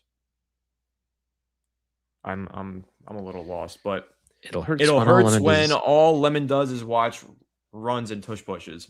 Well, that's all they do is run the ball and tush push, isn't it? Yep. I do think the Eagles are going to regress even further this year, to be honest. I know they changed their OC and they didn't score that many points this season, but like, Saquon's a year older. Jalen Hurts is upset. They're going to trade AJ Brown. Nick Sirianni feels like he's hanging on by a thread. Like, there's just a lot of turmoil happening over there, and I don't necessarily think that they're going to like suddenly become elite again. I don't know. Maybe I could be wrong, and I hope to God I'm right, because that would give the Giants a much better chance of winning the division. But I think the Cowboys are going to be the team to beat this year. Yeah, maybe. I think Dallas's offense is really freaking talented. So here's an important report from Ian Rappaport right now. He says, in response to Joe Shane mentioning that it's not true that they've had conversation about Kavon Thibodeaux, Ian Rappaport says if there was going to be a trade, which there isn't, it likely would have been for the third that the Saints just used. So the Saints just made a trade. They lost that third-round pick. Giants are not going to take anybody else's picks. Kavon Thibodeaux is staying on the New York Giants. All right. Well, there it is. I mean, it could be another team. We'll see. But listen, like I said, Arvell Reese is going to be playing linebacker. So Kavon Thibodeaux having just a ton of depth and a ton of rotating options there. You kind of you don't necessarily need to have Kavon, but it's fine. Like you could just wait until the trade deadline. Ultimately, the Giants don't need to rush it right now. Right? They don't need to rush it and get this third round pick in this draft class. If they just wait, they can get a pick in 2027 in a much stronger draft class and just wait until the deadline when some team is going to lose, some big team is going to lose a star pass rusher, and we're going to be sitting there like, we got one, we got it. I would say star, but we got a pass rusher who's solid, who can help your team right now for a contending club. And, I think that's going to be extremely valuable. So, just wait, be patient. You don't necessarily need to force a trade right now. Agreed. And if he plays well this season at the deadline, he's going to be worth more than he is right now anyway. So you might be able to get more picks for him then. I would just say there might be a reason to force a trade right now, and that's the cap space. I think if you get that extra cap space, it's a lot easier to sign a DJ Reader and a Shelby Harris and maybe one other defensive tackle, because the Giants, what's their plan at defensive tackle? Their defensive tackle room freaking stinks right now, Alex. And trading Kavon Thibodeaux could be the solution to solve it. But hey, maybe they've got a plan to keep Kavon and solve it at the same time. It's possible. Yeah, they could restructure Thomas. They'll just They'll just going to max restructure a couple guys. They have a lot of money next year, and then it's spread out for the duration of the contract. So I'm pretty sure that's just what they're going to pull, unless they trade Kavon like before a certain date. I don't know when the cap has to be set in stone, but they could always trade him before then. Wait until training camp. Some team's going to lose a pass rusher, or the Giants could, like, knock on wood, obviously, but you never know. You might as well just keep him for just in case. Yeah, it doesn't hurt to have depth, but it's great to have depth if you're a great football team and you're expecting to be a great football team. But if the Giants season doesn't get off to the hot start that we wanted, everybody's going to say, man, I wish that we traded Kavon. But let's not think down that path. Let's hope that the Giants do have a good season. Daniel, thanks for another super chat saying, are there defensive tackles on the third day that could contribute this year? Yeah, so there's one that comes to mind for me. Cue the Godfather music. I do like Dante Corleone. Dante Corleone could be there at pick 105 for the New York Giants. If Dante Corleone falls into the New York Giants lap with the 105th pick, I will be probably over the moon. You guys will see me probably doing push-ups on the stream. I'd be hyped about that, because that is a third-round prospect who could potentially fall because of a medical issue of blood clots. So he might fall in the draft onto day 3, but I'd take the chance anyway. That is a nose tackle that I think could make an impact on day 1, potentially as a day 3 draft pick. So that would be the name that I'd say keep an eye on if he does tumble due to those blood clots, as I mentioned. Yeah, well, Anthony's been scouting potential, Italian people for quite some time, people with Italian names for quite some time. So, I know this is one of his favorite players in the draft class for several reasons. But yeah, that'd be fun. Fun. I mean, the Giants probably will take a DT in the later rounds just to add somebody, just to add a boomer bust potential player. Why not? I will say, like, Harbaugh has found a lot of people, a lot of good players in those late rounds in the past. So, we'll give him a chance to find some good value. And even if it's special teams, that's fine. Even if it's just special teams, it is valuable to have guys like that on the rosters, developing behind the scenes, learning the ropes. Like, you can find star special teams guys in the 4th, 5th, 6th rounds of the draft. And, in fact, the Giants have often found, because they weren't so good at drafting, found good special teams guys in the 3rd or 4th round. But you really want to find those guys in the 5 to 7 range if they're not going to make contributions in other areas. Yeah, for sure. I mean, special teams guys on day 3, but also depth pieces, guys who can rotate in and contribute. I think that's something that you look for. All right, so Jordan Renan just posted a tweet, an update in regards to Kavon. Let's see what he had to say. I'll read that report here. Wouldn't expect Kavon Thibodeaux to be traded, which is what the Giants brass said on Thursday night after the first round. So, yeah, everybody's coming out now and saying that it's not true and that he's not going to be traded. So, oh well. Yeah, it's fine. I mean, I'm not like trying to force a trade. I understand why they would do it, and it makes a lot of sense to trade him. But if you don't have a taker that's going to give you the value you believe he's worth, you don't have to bend. You don't have to bend the knee to a weak offer. I think that's totally fine. Well, what's the offer that you would take for a Kavon Thibodeaux? I think a 3rd round pick is what I'd be wanting. I mean, he is a valuable piece to a team that needs pass rush, right? And like, if you're sitting there and you're the Giants, you have a surplus. why would you don't need to trade him because you could get a comp pick. So I'll say like you either just cash in now or later. Again, if the Giants go on a big spending spree next year, they're probably not going to get a comp pick. But there is still a possibility. You don't need to you don't need to just force a trade to force a trade. Like if Abdul Carter gets hurt, or knock on wood again, or if Kavon, or rather of Brian Burns, like you have support, like you have a good player to step in place and supplement that. So, I definitely don't feel like you have to force it, but I do think it would make sense to trade him. But it's not something you have to be actively taking less just because you want to get rid of him, So an update on one of the updates. Remember I read that Ian Rappaport report a couple minutes ago? Yes. Ian Rappaport deleted that tweet. So let's see. Maybe that means that a trade is possible. Maybe he just didn't mean to put that info out there. I don't know, but he did delete that tweet. So I don't know. Very interesting to me. Very interesting. I guess we're going to find out. Yeah. Let's see. All right. Another super chat rolling in here from Joe. Thank you, Joe. Appreciate it. Saying, I predicted we'd take McDonald or Hood. Got Hood right. Next prediction was we trade Kavon for a third tonight. Hey, let's see if you get right again. Colton Hood was a great selection for the Giants. I also predicted that. I don't know if you saw, Alex. I wrote an article on EmpireSportsMedia.com this morning. I want to read you the title of this article. NY Giants could steal a starting cornerback on day 2 of the NFL draft. It was about Colton Hood. So, came true. I was right. Sounds good. Pretty happy about it. My prediction came right. I would predict that they don't trade Kavon, but Joe, who knows? The NFL draft is crazy. You've got all these reporters saying that they won't. Then again, maybe they will. Maybe they will. I don't know. Right now, I think that the Giants are in a spot where they're probably feeling like we can be competitive. Harbaugh's probably looking at this team and saying, Jackson Dart, I believe in this guy, right? Our offensive line, I believe in them. Our receivers, you get Neighbors back, I believe in them. Your defense, you just got Arvell Reese and you just added Colton Hood. They can be fine. They can be solid, developmental in ways, but solid. And especially against the run. I mean, and you lose Dexter Lawrence, you do have to get DJ Reader and, probably somebody else, but you can stop the run at least to a degree. And we'll see. This is going to be a much better coached team. That's the thing about the Giants last year, Anthony, is that a lot of these games were lost by one possession. They were one possession losses. Better coaching probably flips that script. So we'll see if that does make the big difference, because in theory, it has in the past, and it's for the Giants, it should. That's why you're paying John Harbaugh $20 million per season. Yep. That's the idea. I mean, the Giants have invested a lot of money into that coaching staff. So, Arian, thank you for another super chat here saying, why would you trade him if he's a threat alongside Burns? The Giants' knee-jerk reactions don't make sense to me. Appreciate the super chat. And I think that the argument for trading Kavon Thibodeaux would be about the money that you would clear in doing so. A $15 million cap hit is quite sizable and restrictive for the New York Giants, especially when they still have quite a few needs left to fill and they don't have the money to fill those needs. So you could theoretically trade Kavon, free that money, and fill those other needs. But without moving him, you're a little bit cap strapped. So that would be the argument to trade him. But the other argument, the counter argument, is you need depth on this football team.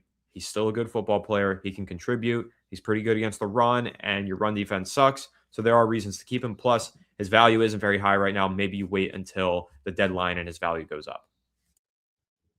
Yeah, I think you're right. Waiting until the deadline is totally a fine strategy. And to be honest with you, it does make a lot of sense. And, a team's going to have a desperate need. Right now, you're probably thinking to yourself, if you're another team, we could use him, but we don't know how things are going to shake out in training camp and how things are going to look. But if you're a contending team, think about it. Think about if you're the Green Bay Packers last year, right? You lose. I mean, I know this is a little bit later in the season, but you lose Micah Parsons. And you're like, well, we feel like we're still a contending team. We still feel like we can make a big push. And, well, you lost your best pass rusher. Well, let's go trade for Kavon, at least get some value that we can make a run with and do our best. That is a very realistic perspective. And I do think that some teams that it's going to happen to somebody, and someone's going to be coming to Colin and asking for Kavon, and we're going to be like, well, what are you going to give us? And if we get a 3rd round pick or even a 4th in 2027, even better, because that's a really good draft class. So I'd be happy with that. Yeah, me too. Eric, thanks for the super chat. All good in the hood. Need a wide receiver. Agreed. I don't know what the plan is at wide receiver long term, but I do know that the Giants receiving core is good enough to get by this year. So while I would like to see them add some more playmakers, some more weaponry for Jackson Dart in this draft, I don't think they need to force it. They have other needs if they're going to prioritize by need with these picks, but also the strategy so far has just been BPA. If the best player available at 105 is a receiver, all right, take them. If it's not, take the best player available. That's how you build a good football team. That's what the Ravens did all those years, as Harbaugh knows, and as he's orchestrated. That's what the Eagles have done. The best football teams go BPA. That's what the Giants are doing throughout the last 24 hours and change. So that's what the Giants should keep doing. Yeah, absolutely. I mean, I think that's what they should be doing, and that seems like they're executing that quite well. Getting your number one ranked non-quarterback prospect at 5 is a blessing. Meanwhile, the Cardinals, realistically, the Cardinals shouldn't have taken Jeremiah Love just because on positional value alone at 3. Like he's gonna be very good, but like it's not something you really want to be risking at 3. That's kind of why the Cardinals are the Cardinals right now. But the Giants got tremendous value there, and Francis Mauigoa, big Samoan, tremendous value at 10 too, right? And people will say, well, the Cowboys got Caleb Downs, and yeah, that sucks. I'm not gonna lie, that really freaking sucks. But how many times, Anthony, how many times have we watched Zach Martin open up the Red Sea for Zeke or for another player, and we're sitting there like, what we would do to have Zach Martin? Not to say that Mauigoa is going to be Zach Martin by any means, but just the importance of having a good offensive guard, what that can do for your offense. We're going to be fine, guys. I think we're going to be just fine. I think that we're going to be happy with the decisions that we made. I'm happy with all 3 of the decisions the Giants have made. I love them. Jack, thanks for the super chat again from across the pond. Another one. Appreciate it. Saying, are the Giants banking on an added IDL improvement when teams cut to 53 rosters? Which wide receiver would you like them to pick at 105 or if they get a third round pick? I'd have to look at the board again and see who could be available at the end of round 3 or with that 105 pick. Stribling was the one that Alex wanted, but he went top of the second round. But yeah, I'll have to look into the receivers still on the board. I know Jacoby Lane is one that Alex does like. He could be available at 105. And in terms of adding IDL improvements, I think you can bank on a DJ Reader signing, and you can probably bank on one more interior defensive line veteran in the coming weeks. And then, yeah, maybe more added when you've got the 53-man roster cuts. Totally possible. Yeah, absolutely is. I appreciate the super chat, Jack. And, we're banking on it. We're certainly banking on it. Guys get cut every single year. Good players get cut every single year. I mean, goodness gracious, didn't we scoop Jason? Not that Jason Pinnock is good, but he had one season. I was like, okay, he's serviceable. Like he picks him up off the freaking waivers and from the Jets, I believe. So every year you can find somebody that offers a little bit of value. And, obviously it's hard to assume that someone's going to cut a good defensive tackle because they are hard to find, good ones. But there is a lot of vets available right now. I think they just signed somebody, like a DJ Reader, and they just walk into the sunset and say, we'll just deal with it for this year. We'll deal with it for now. We have more time. This isn't the end of the story. It's not the end of the rebuild or strategic rebuild.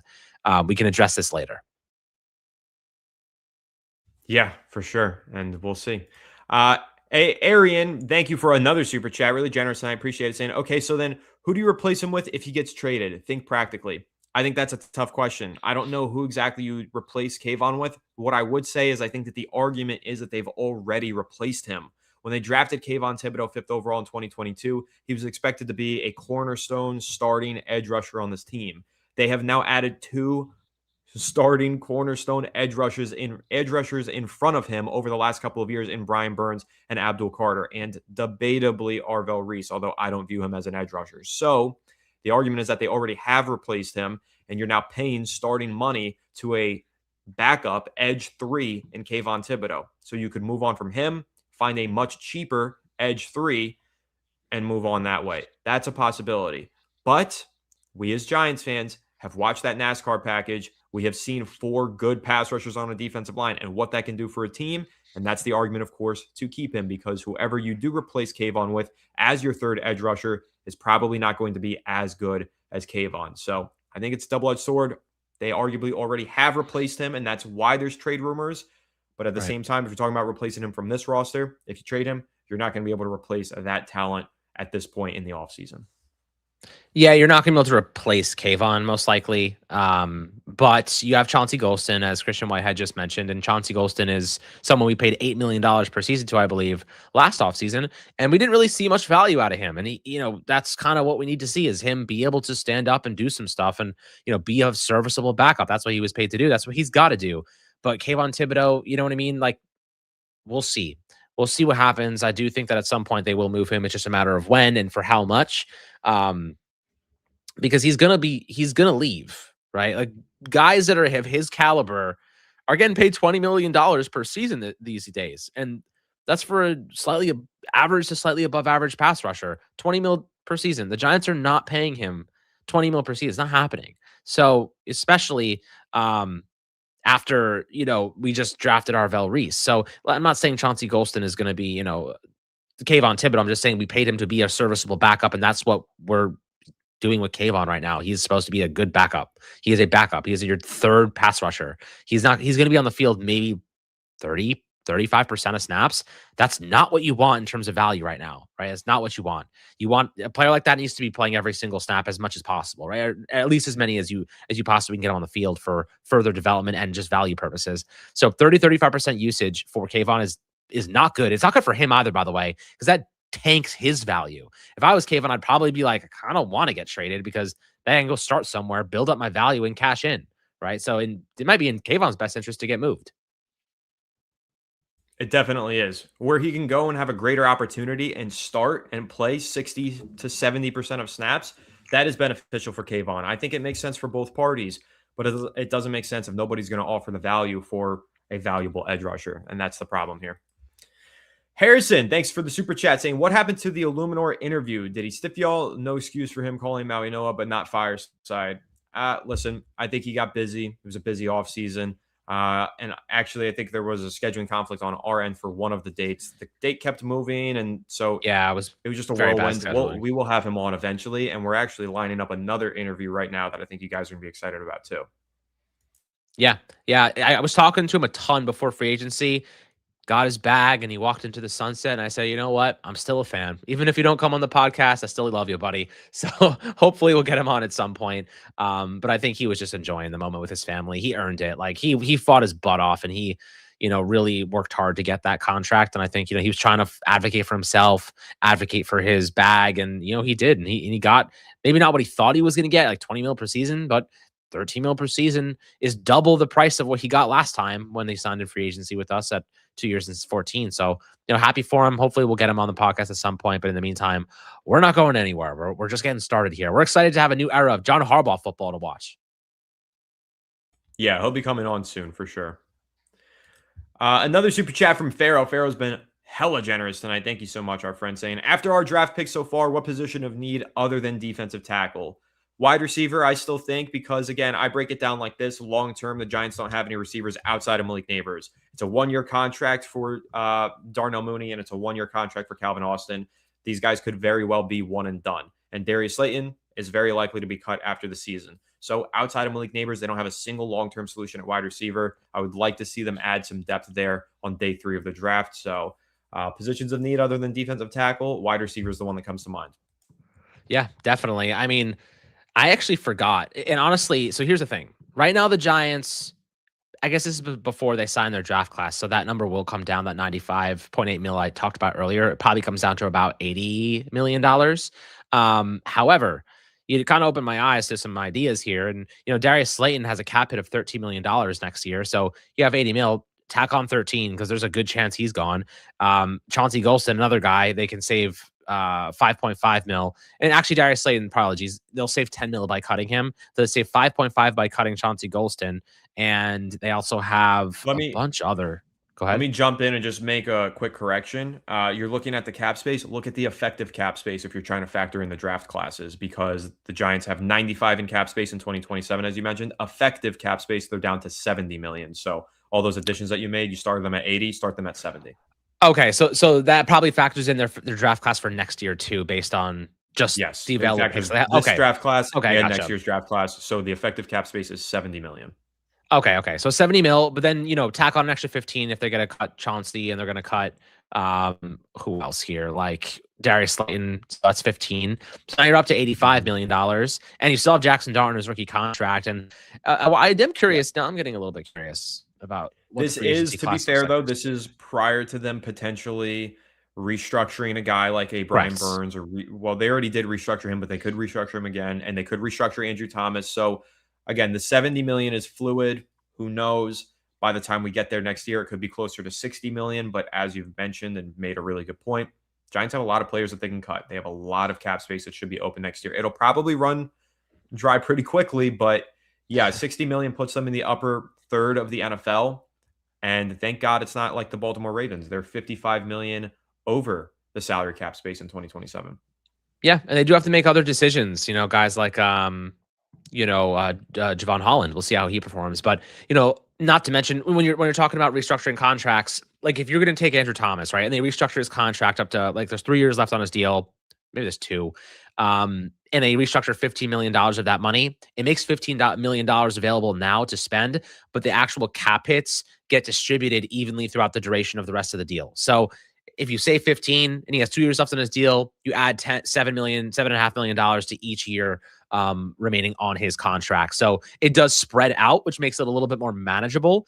But next year's free agency class is interesting. It is very interesting. Well, Let's see here. let me jump in real quick Wow. on Andrew Thomas, because Andrew Thomas is under contract through 2029. He is the only player on the roster It's a right long now who is time. under contract in 2029. He signed a big contract back then. That's going to become an issue. His cap Yes. hit, his base salary of 18 million in 2029 is going to be so severely outdated. It's going to be another Mm. Dexter Lawrence situation unless the Giants give him a raise over the next couple of years. Or he Probably gets next hurt. offseason, they're going to need to do that. Yes, that's obviously factoring in here. If he gets hurt, then he won't get that raise and they won't have a contract stalemate. But if he continues to play at an elite level, which he will if he stays healthy because he's Andrew Thomas, yes, he's probably going to need a raise before he hits that 2029. Yeah, you might be right. If he stays healthy, he'll definitely be demanding it. Same with Brian Burns, by the way. And, we'll see how that goes. But the next year's free agency class is crazy, Anthony. Holy crap. Deron Payne, Devontae Adams, Leonard Williams, DeForest Buckner, Andrew Van Ginkel, George Pickens, Quentin Nelson. I mean, a lot of these guys will probably be extended, so I wouldn't take every name for, with a grain of salt. Derwin James, obviously guys like that will be gone. TJ Hawkinson, like Kyle Pitts, who else is here? Breece Hall, Jonathan Taylor, Patrick Queen, Grover Stewart, and obviously an older guy. Alvin Kamara, who's kind of washed at this point, I'd say. Aziz Al-Shaair, like Kavon Chason. Like, there is a lot. David Onyemata was just recently a free agent, signed with the Jets. Dre Greenlaw, Frankie Louvu, like lots of vets you can pick from here on like one shorter term deals. It's going to be a pretty hefty free agency class, not to mention Kavon Thibodeaux and Greg Newsome, who are currently on the Giants. So there's lots of talent to have next season, next offseason. Giants will have money to spend, so they can solve some of those needs then. They don't have to fix everything in one offseason. Every team has weak points. There's no team in the NFL that doesn't have a weak point. You want to know what actually alleviates those weak points, Anthony? Quarterback performance. So investing in your offensive line, making sure your quarterback performs well is good. Let me say, I don't know what the weak point was for that Seattle Seahawks team that just won the Super Bowl. That team was badass, bro. They were good at every level of every. Their offensive line was good. The running back room was great. The receiving core was great. The quarterback was great. Defensive line was great. Linebacker core great. Secondary great. Special teams phenomenal. Well, you want to know why? That's why they won the Super Bowl, though. But you want to know why? Because their coaching was great. Yes, their coaching 100%. Was phenomenal. Absolutely true. Christian, thanks for another super chat saying, hot take, Chauncey is as productive as KT. Look at the stats in 2024. Chauncey Golson, 30 sacks, or 30 tackles. Yeah, 30 sacks, I wish. 30 tackles, sacks 5.5, and 1 interception. KT tackles 28.5, sacks 5.5, 1 forced fumble. And that was in similar playing time. Chauncey Golson, when he was the starter in Dallas in 2024, you are 100% right. He put up very similar statistics to Kavon Thibodeaux. The only question that I have, though, is how many games did Kavon play versus Chauncey? Because I know Kavon was hurt that year, so he maybe didn't play as many games as Chauncey did. But I know that they played similar snap counts when they were both healthy, and they did finish with very similar statistics. And to be fair, guys, that's exactly why Kavon is not getting traded. That's why the Giants can't find a suitor for Kavon, because they look at a guy like a Chauncey Golston making $8 million per season, right, Alex? Isn't that what Chauncey's making? And he's putting up the same level of production as Kavon, who's making 15 on the fifth-year option and looking for a $20 million contract after the season. So that's a really good point, Christian. Yeah, the production between those guys is very similar. Yeah, it is interesting, and we'll see if the Giants feel the same way. But a lot of people in the chat saying the Jets got D'Angelo Pons. Really good pick for them. Really, the Jets, low-key, had a really strong draft class. I don't necessarily agree with the Kenyon Sadiq pick, because I think they might have been able to go with a different player there and get better value. But Kenyon Sadiq is a monster, and he is. If they do get a quarterback next year, he will be that quarterback's best friend. So, maybe it was a good move. And listen, the Jets have had a really good class. Both New York teams, really solid draft so far. Really, really solid draft. So I am very, very excited to see how the Jets can mess it up this year, and how the Giants hopefully will not, for the first time in how long? 5 years, 6 years since we've had any inkling of success. Not sure if you saw this other news that took place, NFL news, but separate from the draft. The Baltimore Ravens and the Dallas Cowboys are going to be playing in Brazil, Rio. They're going to be playing in Rio, September 27th. I think that's week 3. Pretty cool. You got a take on that? I think that's kind of exciting. Rio's a crazy place. I didn't know there was a big NFL scene like that there. I didn't like. I know they're trying to do first game in Rio, if I'm not mistaken. Well, they did it last year. Then Green Bay versus somebody in. Yes, I think you're right. I think it was Green Bay versus Philadelphia in week 1. Yes. Right? Yep. Yeah, week 1, and it was like a crazy game. It was just a mess. It was just crazy. But I didn't know there was a big. I mean, there's probably a lot of expats there from the U.S. and in Brazil, so I imagine there's probably a lot of Americans that are living there that obviously dying to see. But it's cool. I like how the NFL is expanding to international waters. Like, we'll definitely be trying to go to games in the future. I know the Giants are probably playing in Germany this year. I know it's not like official yet. Yeah, I think Greg Myers said that, but Greg Myers, I'm not sure how reliable of a source Greg Myers is. He's a former reporter, if I'm not mistaken. And if I am mistaken, correct me if I'm wrong, guys. But so there's been conflicting reports, because some have said that they're definitely playing international, and some said it's not confirmed. So if they are, though, Alex, we got to go, man. We got to go. Damn, I'm going for the beer. The Giants are extracurricular activities. So she gets like during Oktoberfest too, which is dope. Yeah, for sure. So people. I saw a report. I want to bring up this question from Jeff because it's a really good one. How far does knee plug McCoy fall? Dirty nickname, but Gerard McCoy, I did see a report, and I know I mentioned this last week on one of our live streams. I saw a report that he could go day 3 now because of the concern about that injury. So that's why when, some of you guys were asking us last night, are we targeting Gerard McCoy at the top of the second round? I said, I don't think so, man. I think he's going to keep falling. Seems like that's the case so far. Plenty of cornerbacks have been taken. He has not been taken. And we are now at pick 51, and he's still not taken. So not a top 50 player. I don't even think he's going to go top 100. I could be wrong, but I think he goes day 3.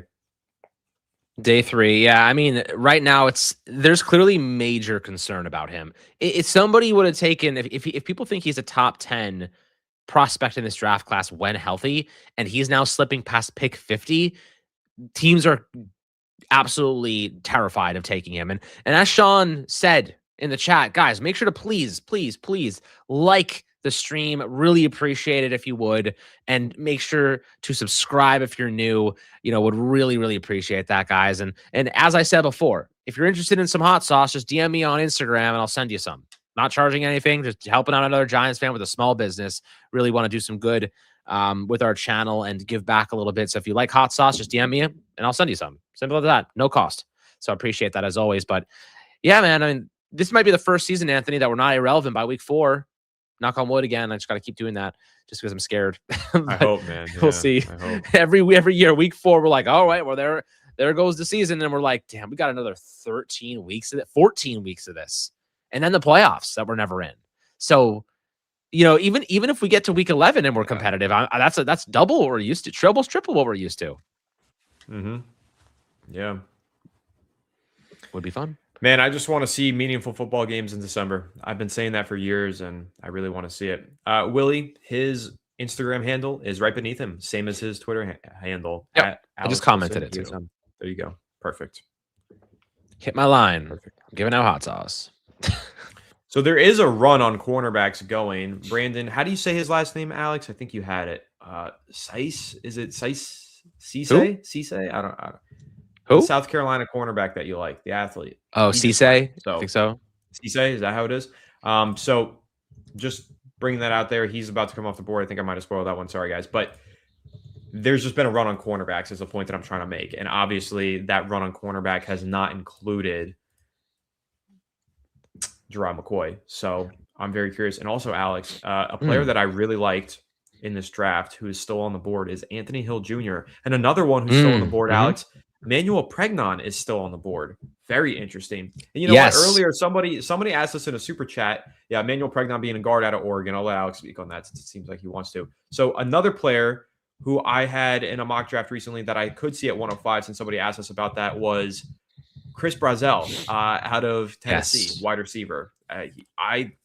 Maybe he makes it to 105, maybe he doesn't. We still got quite a ways to go, but we could see. Alex, let me get your take on Emmanuel Pregnon if he does happen to fall to the 4th round, since he is surprisingly still on the board right now. I mean, he's a round 2 type of guy, like really durable, tons of experience, prototypical kind of frame. What is he, like 6'4", 314 pounds? Big dude. Like, he just has a lot of experience and stuff like that. So I don't know. I don't know why he is dropping like this, but it is still the 2nd round, so he could go. And I think he's a downhill type of guy, like a downhill run blocking type of guy. And you know, a team that's a run first, like the Giants, to be honest with you. Like you could argue, Anthony, you could make an argument. Take him. I mean, you don't really want to have 2 rookies at guard. It's kind of a ballsy move, but you could cut John Runyon and save $10 million and just replace him. I wouldn't That's go where you that lose route, me. I wouldn't mind taking him, but I'm not cutting John Runyon. I'm just being cognizant of the fact that John Runyon's got 1 year left on his deal, and I'm planning for the future is kind of the idea. That's fair. I think that's a fair, opinion as well. I think the Giants probably would opt to spend the pick elsewhere, but I don't think he's going to fall to the 4th round. I don't either, but you know what? Crazy things happen on the NFL draft, man. That they do. McCoy's still dropping. Who else? Skylar Bell. I saw somebody say in the chat, Zachariah Branch. Those are some of the top receivers still available. They'd be interesting. I saw Kenny said something that you said to me, Alex. No, not a Tennessee receiver. Dude, I don't want to touch these guys, man. They're freaking extremely limited. The route trees they run, it's this air raid style. They don't run routes. They just run straight. They're blazers, and even when they get to the NFL, the speed depreciates because everyone else is faster. I just get scared. Like they play a specific type of football. Their schemes are very similar all the time. Let me put a name on your radar right now, Giants fans. I don't know if he's going to fall this far, but even still, it's pretty surprising he's fallen as far as he has. Chris Bell, the wide receiver out of Louisville. Now, I'm personally, I gave my hot take a few live streams ago that I'm not a Chris Bell guy, but Chris Bell did have a 1st round grade at some point by NFL teams. A torn ACL later.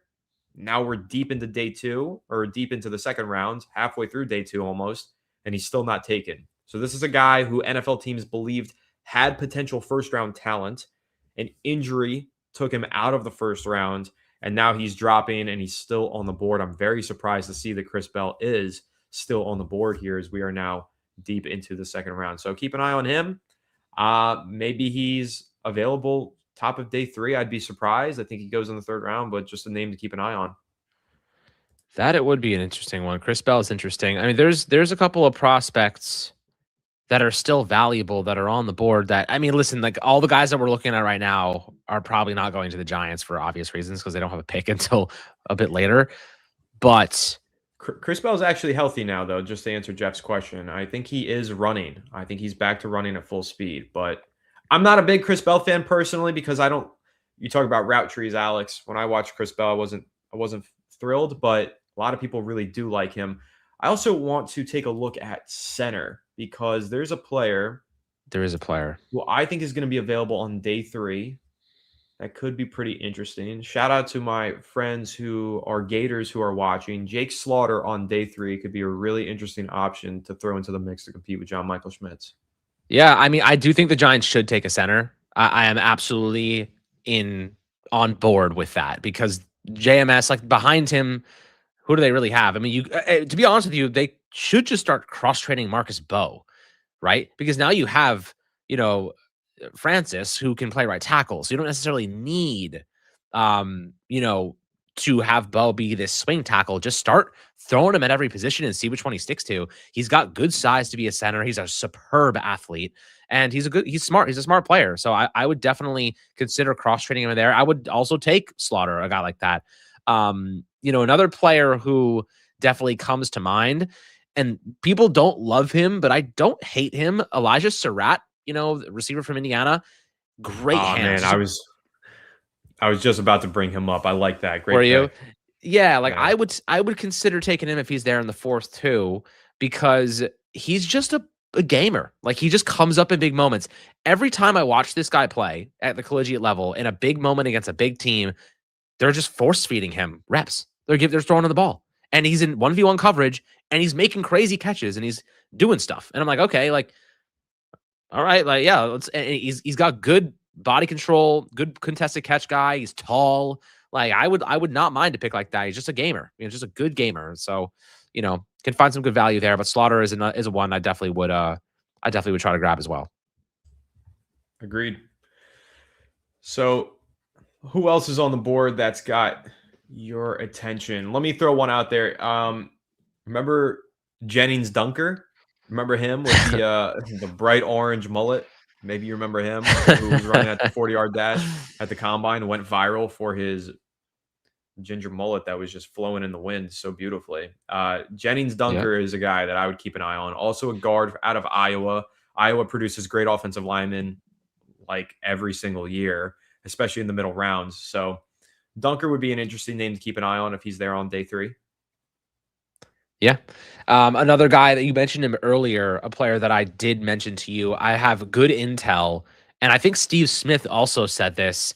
Jacoby Lane, that receiver out of USC, is one of the most underrated players in this receiver class. He's long. He's like just a big stride receiver. I know this isn't your favorite type of guy, Anthony, but he's quite fluid for his size. And this dude's catch radius is absurd, like insane catch radius. Like his arms are double the size of mine. Like he's a freaking pterodactyl out there. So you don't hate stuff like that. I know Saint just mentioned Jacoby Lane. That's a player that I think is getting a little bit not enough attention. I've gotten some really good reviews from people that I trust about him.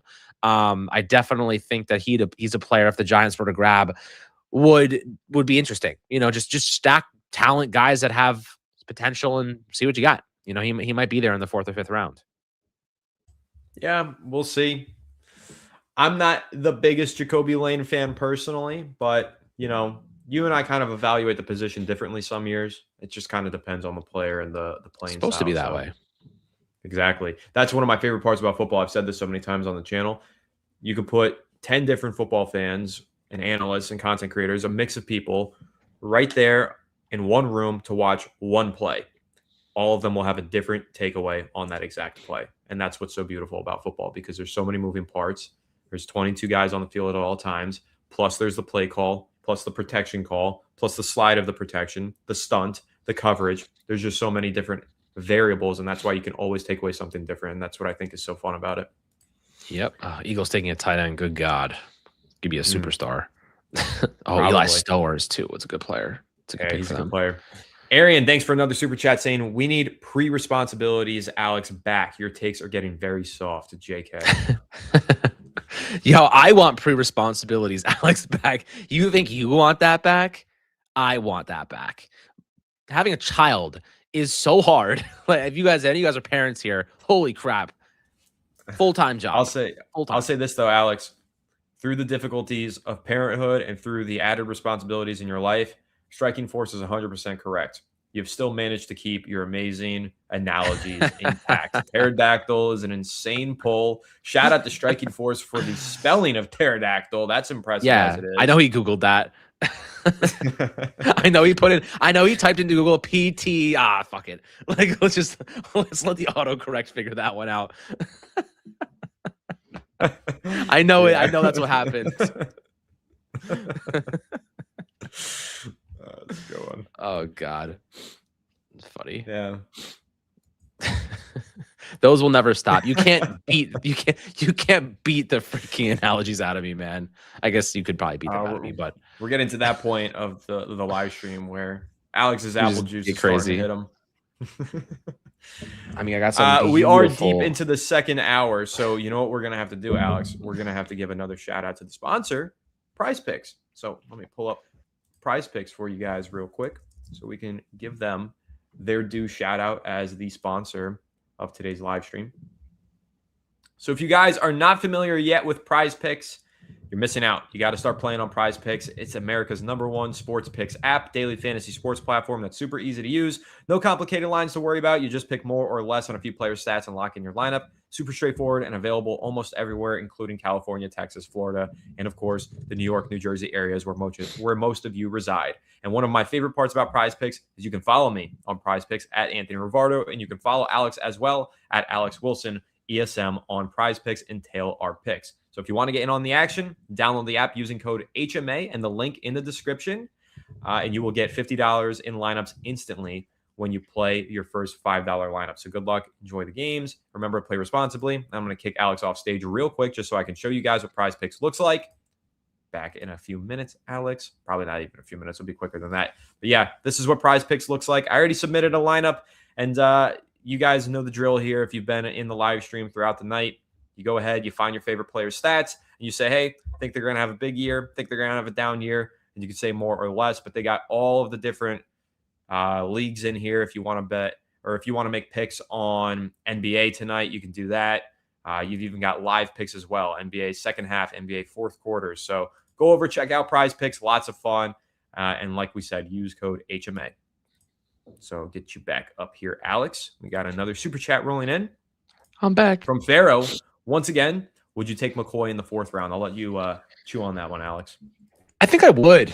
In the fourth round, I feel like that's too good value to pass up on. And like worst case scenario, okay, it doesn't work out. But I mean, our fourth round picks over the last decade, like how many of them have panned out and they were completely healthy? Not many. I mean, how many fourth round picks we throw at tight end, right?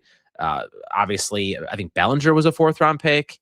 And so was, what's his face? Who's the other guy that we picked in the fourth round? Theo Johnson. So, you know, yes. Yeah. So we've thrown fourth rounders at guys who are just not panning out really for the most part. Might as well take a top 10 talent when he's healthy. And you know, Theo Johnson's panning out, man. I hate that Theo Johnson disrespect. Theo Johnson's no. I like Theo. Don't get me wrong. I like Theo Johnson, but he just got replaced. Like they're gonna run a lot of tight end sets. I don't say he got like replaced per se, but he lost TE1. He lost TE1. You're not wrong about that. I remember though when they drafted Theo Johnson, you were the big Theo Johnson fan, and I was very anti Theo Johnson. I didn't. He was on he paper. He's imposing. He wasn't my style of prospect. Like we Right. were talking about receivers earlier. We have different ways of viewing that position. I think it's similar for tight end as well. So, but you know, I think Theo Johnson's proven me wrong in many ways, and he's developed into a pretty good football player for the Giants. I think he gets too much flack from Giants fans. He does, but he also can't catch well. So it's also like valid criticism. I think that if he can get his hands to a place where he's catching, his drop rate, honestly, I don't know what it was last season. But if he's dropping like 50% of the drops he has now, he's a good tight end. He's a good tight end in the NFL. The thing about Isaiah Likely, he doesn't drop the ball. So that's a big difference, right? So big difference. Sorry, I don't mean to cut you off, but we do have some breaking kind of blockbuster trade news here in the NFC East with the Philadelphia Eagles making a trade for Jonathan Greenard. They're trading their third-round pick tonight, which is number 98, and their third-round pick next year. And they have reached an agreement on a 4-year, $100 million extension that includes $50 million guaranteed. Where do they get this trade money? right there? I have no idea. Oh, well, they're trading AJ Brown then. That's where that money's coming from. No, the AJ Brown trade actually kills their cap space, like completely. Does it really? Yeah, I gotta see this. I gotta see this from my own eyes. You know me. I'm a cap space guy. I gotta see. Jonathan Greenard to the Eagles is really interesting, man. That's a damn good football player.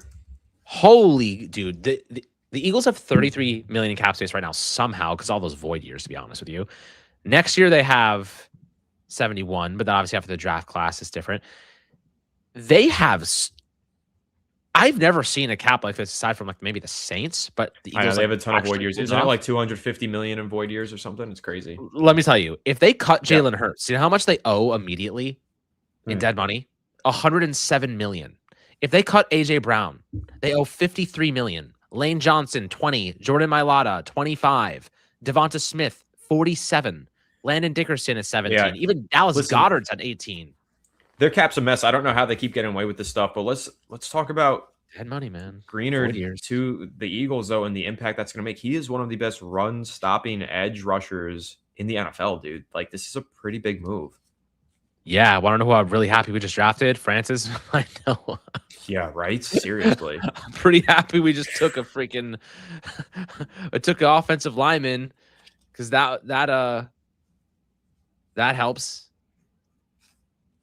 Yeah. All right, another super chat here from Arian. Not my favorite super chat, but I'll read it anyway. He says, all right, Alex, if this really is the old you, say some reckless shit that'll have Anthony ready to crash out. I don't. I did that yesterday. Yeah, yesterday. yesterday because we battled yesterday for like 10 minutes. That was fun though. I mean, but it was fun.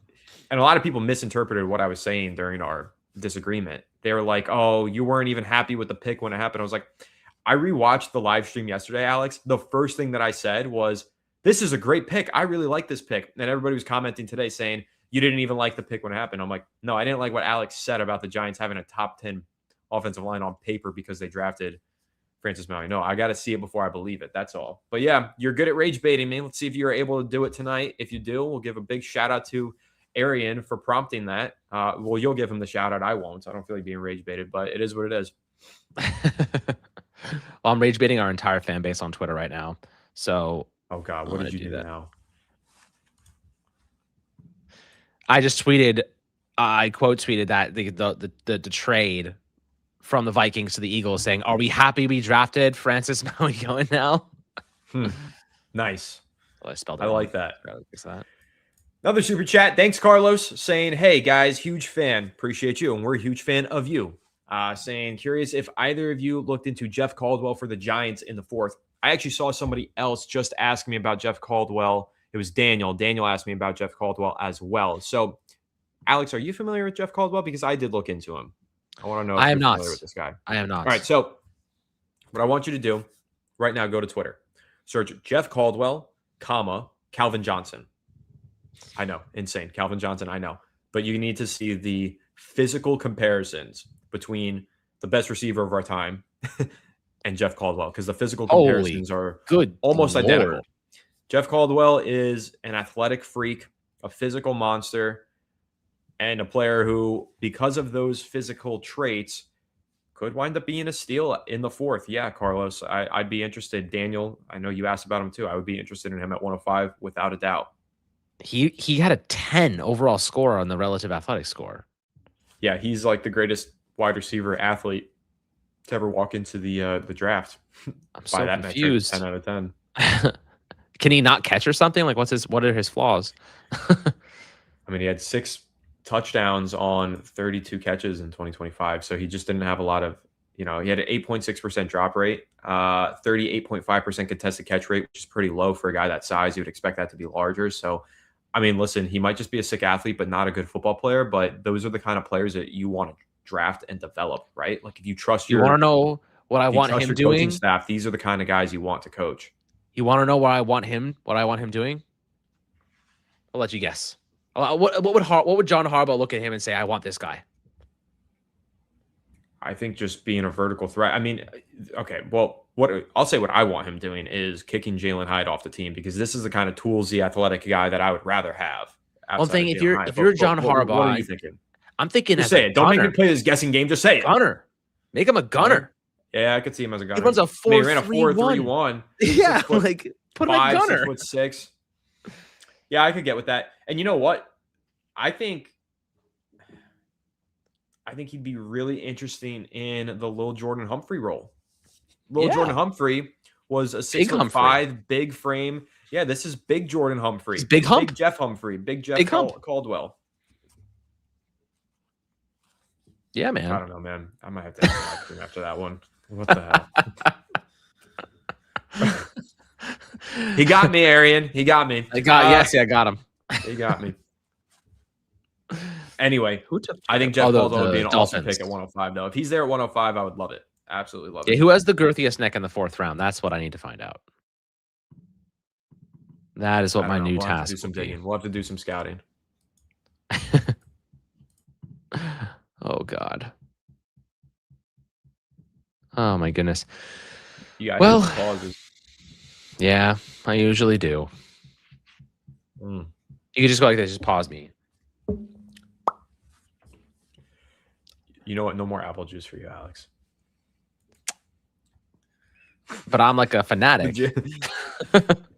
Okay, well, that's concerning. It's just another way of saying alcoholic. It's just an apple juice fanatic.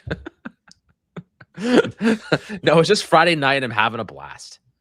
I know. I'm with you. Need the big Me hump. too, man. Me too. I gotta catch up to you. I need more apple juice or iced teas. The chat always says that I'm drinking iced teas. I'll crack another iced tea for the chat. Yeah. Thank God it's Friday. Yes, Jeff. Right. Thank God it's Friday. No more blue margaritas for me. That Iowa center, Logan Jones, just went to the Bears. One of those centers that we did like in this draft class. Alex is sipping on Grandpa's cough medicine again.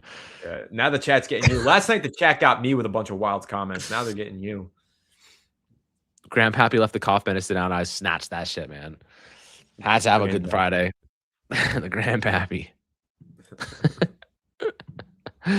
Oh God. Yo, people are loving this tweet that I made 9 hours ago. Let me read this off for you if you don't mind. It was I quote tweeted a picture of Colton Hood with pictures of his family and friends inside of his NFL draft suit. Did you see that picture, by the way? Absolutely awesome. I have to look up right now on your page. But anyway, I quote tweeted it and I said, I feel so bad that this guy didn't get drafted last night. He was definitely deserving of being a first round pick too. Chin up, Colton Hood. You won't have to wait long before your name is called. Giants at 37. Pretty good call, huh? Oh, you also had a banger Jalen Hurts and Arvel Reese. Oh my God, dude, that tweet was really funny. That's so funny, dude. So funny. I love that meme too. The judge is just trying to get away, and the dude just leaps. That is so funny. We love some bangers. Definitely good. Oh man. Well, yep. So I imagine the Giants are probably done for the night, right? I mean, you never know. If they're not going to be trading Kavon, then probably. But picking at 105 with those extra 3rd round or 6th round picks that we keep mentioning, yeah, it's totally possible that they just end up making a trade from 105 to 100 or something. You know, get a top 100 pick on the board and get another player. I could see it happening. So, yeah, we'll see. I mean, you never know. The Giants can move up if there's someone they really like. And the thing is, the board, like the way that the board has fallen, I don't really think that anyone is going to be there that's like, oh, we have to have this guy. It's possible. What about Big Hump? You never know. I mean, Caldwell, bro. Big Hump, man. Yo, what about Big Citrus? Shout out Big Citrus, bro. Let me get a shout out to Big Citrus. I know I mentioned him. Yeah, I know I mentioned him on one of the episodes that we did recently.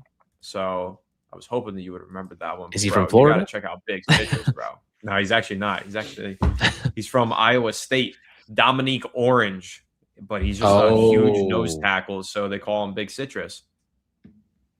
Big Citrus. It's a fantastic nickname. It's a great nickname. Dominique Orange, Big Citrus, out of Iowa State. He's a 322-pound defensive tackle, capable of playing the nose tackle position.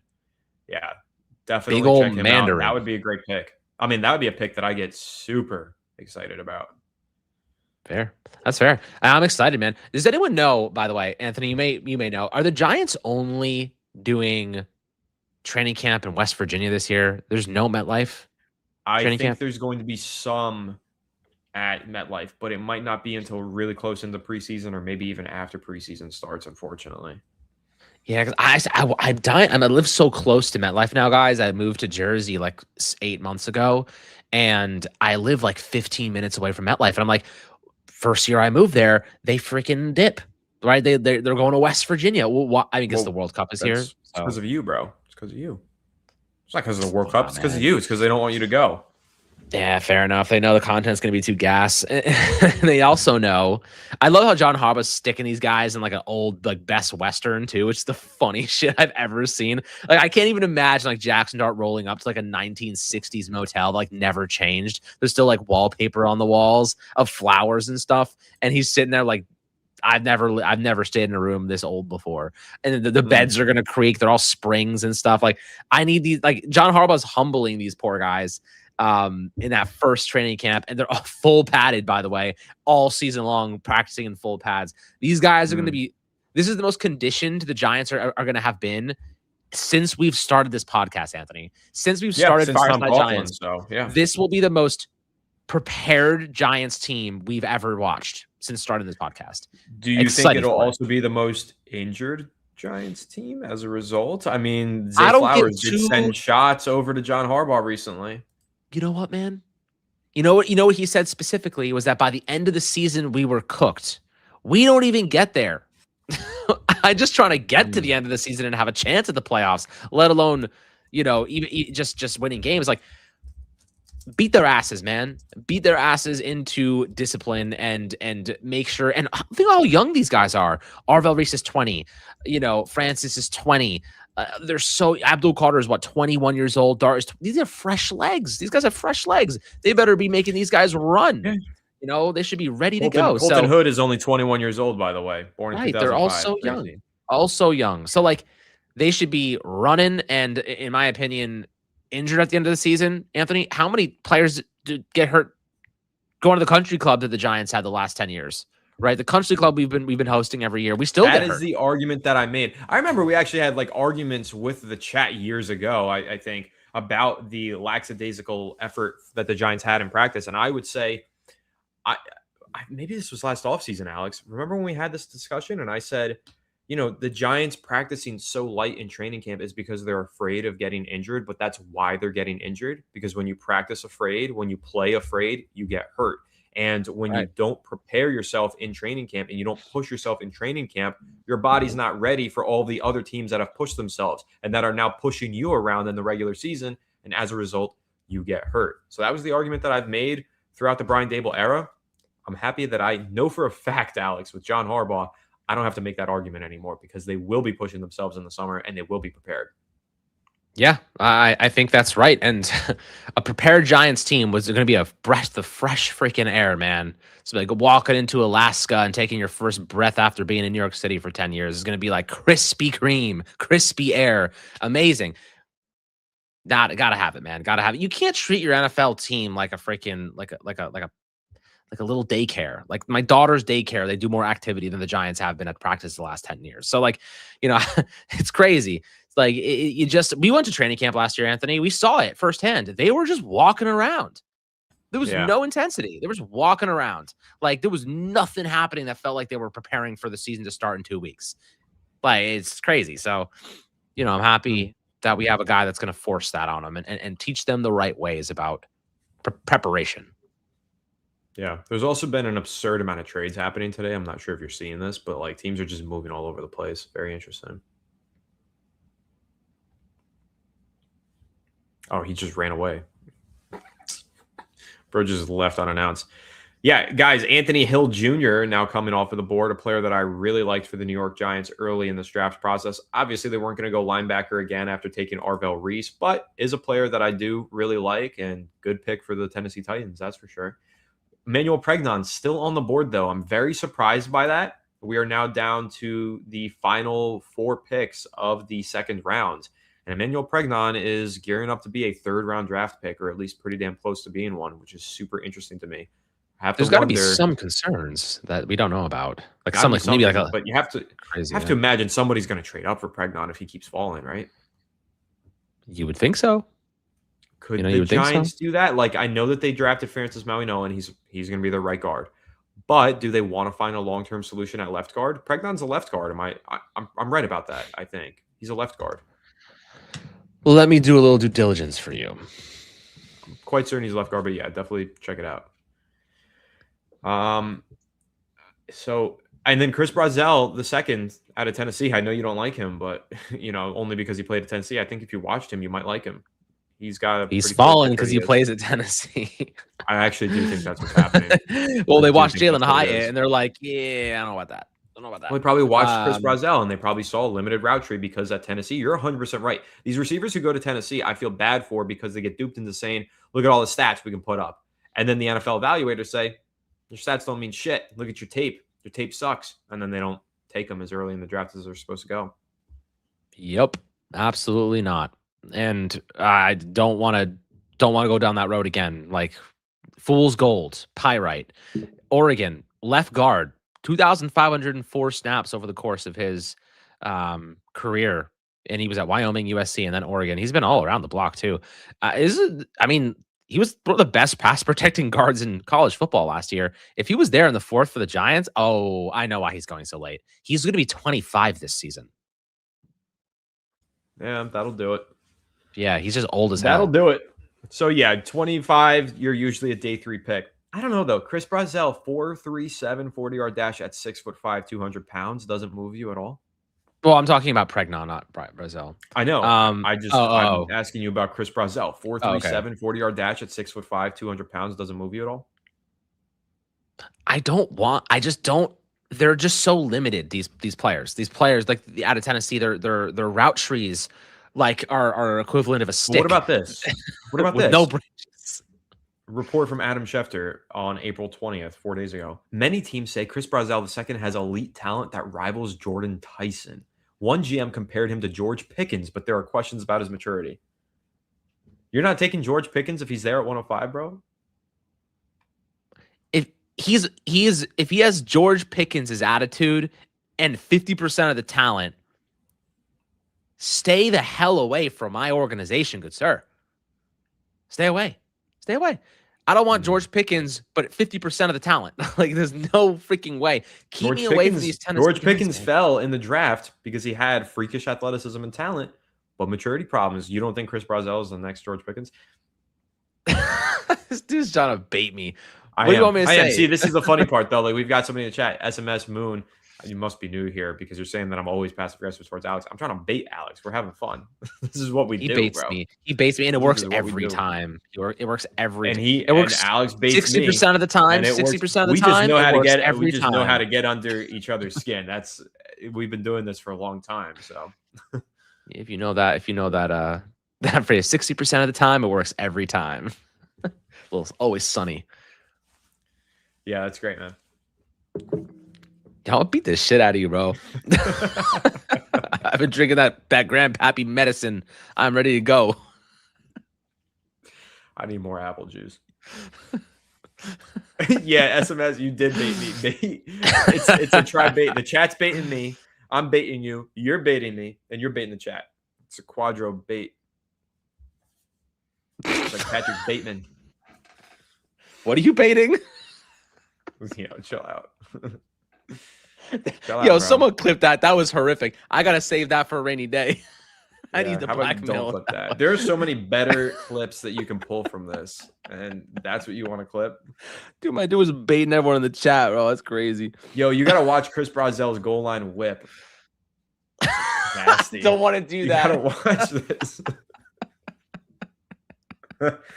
I don't want to watch that. Do you see what they're calling me in the chat? Well, you set yourself up for that one. You think that would be your Star Wars name? Masturbate. All right. Get out of here. That's the worst one yet. That was the worst one. That takes the cake, Alex. Oh my god.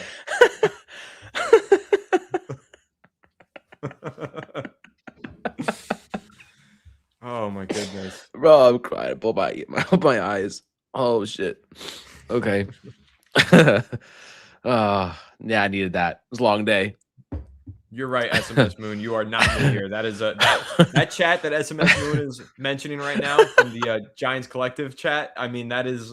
I'll never forget when he left that chat. That was so funny, bro. Oh, I was my crying, god. laughing. Oh, Oh my goodness! It's oh my been god. quite the 2 days on these streams, man. Really has These been. freaking guys, so funny. Girth Fader is hilarious. Oh my god. All right, Alex. The final 3 picks of the second round. I know you might be hopping off, so you might as well stick it out for the rest of the second round. Only a couple picks left. Okay.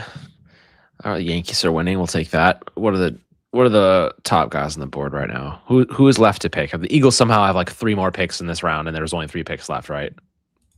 Bastards. Broncos, Chargers, Seahawks. Max Clare. Okay. Broncos. Wow, Yeah, Emmanuel McNeil Warren, he dropped. He was supposed to go super out dropped. earlier. People were talking about him maybe going in the first round. Almost made it out of round 2. Crazy. Jermod McCoy is just definitely off of so many teams' draft boards. Nobody's taking this guy in the second round. Yeah, they're scared. I mean, who does scared. take him? Philadelphia, right? Whenever Philadelphia is back up, they take him, right? Like that's our expectation here. Yeah, dude. I just know Eli Stowers is going to be nasty for the Eagles now. That's so disappointing because you just know they just pick players. They just know how to. They know they could turn anyone into a good tight end. Anybody. They just know how to do it. Same with the Dallas Cowboys, man. They do the same shit, man. Yeah, you see this run on tight ends though. Sean's right. There's like a run on tight ends. Yeah. We also did have another super chat. Arian has been super generous tonight. Thanks, man. Definitely a long-time viewer saying we need Frat House Anthony back. I'm just saying shit now. Yeah, I don't know if we need Frat House Anthony back. Frat House Anthony was wild in. He's been put in a cage. He's been put on. He's in a cage and he only comes out on special occasion. You meant Fridays? Every Friday. Every Friday. Every Friday is a special occasion, baby. Woo!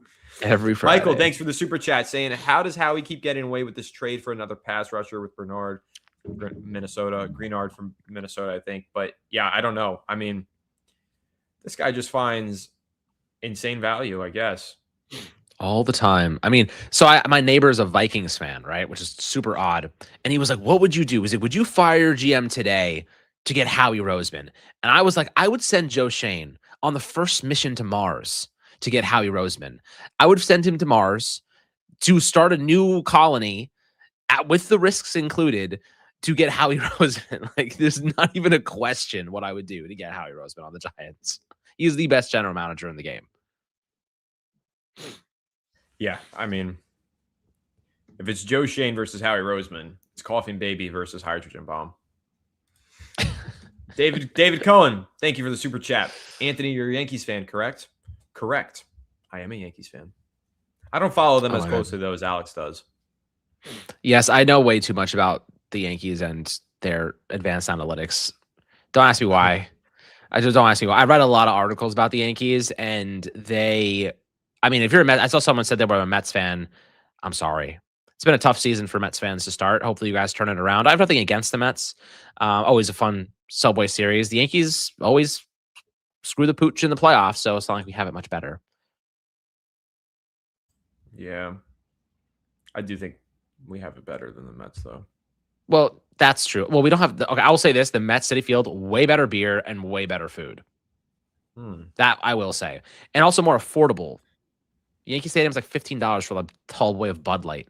Like, if I wanted to do that, I just drink my own pee for free. Why don't you go off on MetLife Stadium, bro? Everything there is super expensive. Remember we waited in the line for the MetLife Stadium food? I mean, it was just so pricey, bro. I was like, oh, I would like to get a beer. And then they're like, oh, yeah, sorry. It's halftime. You can't get a freaking beer. I was like, what? They cut me. Remember that? They cut off the sales. I didn't have. Yes. I mean, oh, my God. Yes. At halftime, they cut off the sales for beer. Are we serious? And the chicken tendies are always stale. Always stale. Yeah. This comment is like one of the funniest comments I've ever seen by John Stewart. I would donate Shane's kidneys for Roseman's bathwater. It's just the craziest comment I've ever seen. Oh, Rocky's is even worse. Funny as hell. Shout out John Stewart, bro. I can't wait to watch his TV show that's coming out in August. Yo, absolutely. Oh my gosh. Funny chat tonight. Funny chat. I appreciate you guys. Make sure to hit the like button if you're having fun with us. So what I've been saying to you, Alex, the longer that you live stream for, the more fun the chat becomes. So It's usually because of of hop on here and just chill and yeah. just talk to the chat because they get so funny, bro. Yeah. I mean, also because I'm just like slowly drinking this Kentucky straight bourbon whiskey. So that also helps. Oh, yes. Oh, my God. I refuse to open the Eli Manning Knob Creek, though. I will not open that. Sure Out enough. of pride. No cap. Which Oklahoma guy? Oklahoma guy. I'm the Oklahoma kid. And Joe Pesci shoots Michael Imperial in the foot. Anybody know that one? Got that reference? Nope. Davison Igbinosun just went to the Bills. That's a really good pick for them. Ohio State cornerback, who our guy Brian Walker has been training this offseason. Oh, yeah. Has Grayson Halton gone off the board? I know my guy Mark, who trains all the best defensive tackles in football, is really high on Grayson Halton. So I'd be really interested to see if he is still on the board. He has not been taken yet. That is somebody I'd be interested in. Yeah, Kenny got it immediately. Good fellas. Yeah. It's when he shoots Spida in the foot. Yeah. Oh, goodness gracious. I can't wait to just sit on the couch and like watch 2 hours of television right now. I'm so excited. It's been a long week preparing.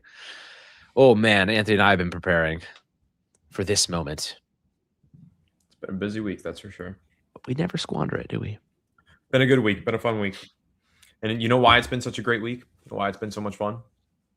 Because of you guys, all you viewers, Fireside Giants viewers, the chat, best. Yep. We have very much fun. We have a lot of fun. Hartman, what we do. I like Skylar Bell. I've seen you ask this a couple of times. I keep missing the opportunity to say something about it. But I do like Skylar Bell. Very interested to see where he goes. And if he makes it down to 105, he'd be a good pick for the Giants. Absolutely. Jeff, thanks for the super chat. Reverse trivia question, only for Alex and Anthony. So guys in the chat can't respond. Which Giant got a key interception in Super Bowl 46? Winner rage baits the other. No cheating. I know the answer. Chase Blackburn, baby. True. Yeah. Chase Blackburn went up there and Gronk, dude. That's what he did. It was that prayer in the middle of the field. And Blackburn went up there and got it over. Yep. Didn't he become like an elementary school teacher or something after that? He is a special teams coordinator. He was with the Rams for a while. I don't think he still is, but he was. He was. I think he was. I think he became like a teacher or something. Now because I got that question right, if you don't see, I have to rage bait you. Oh, how? It's pretty easy, but how are you going to do that? Oh, he's actually the special teams coach of the Falcons right now. I don't know. I don't know how to force the rage bait. I have to like. It has to be a naturally occurring in the wild. Like wild rage bait. If it doesn't happen today, it'll happen another day for sure. I only eat organic rage bait. Oh, he was a substitute teacher.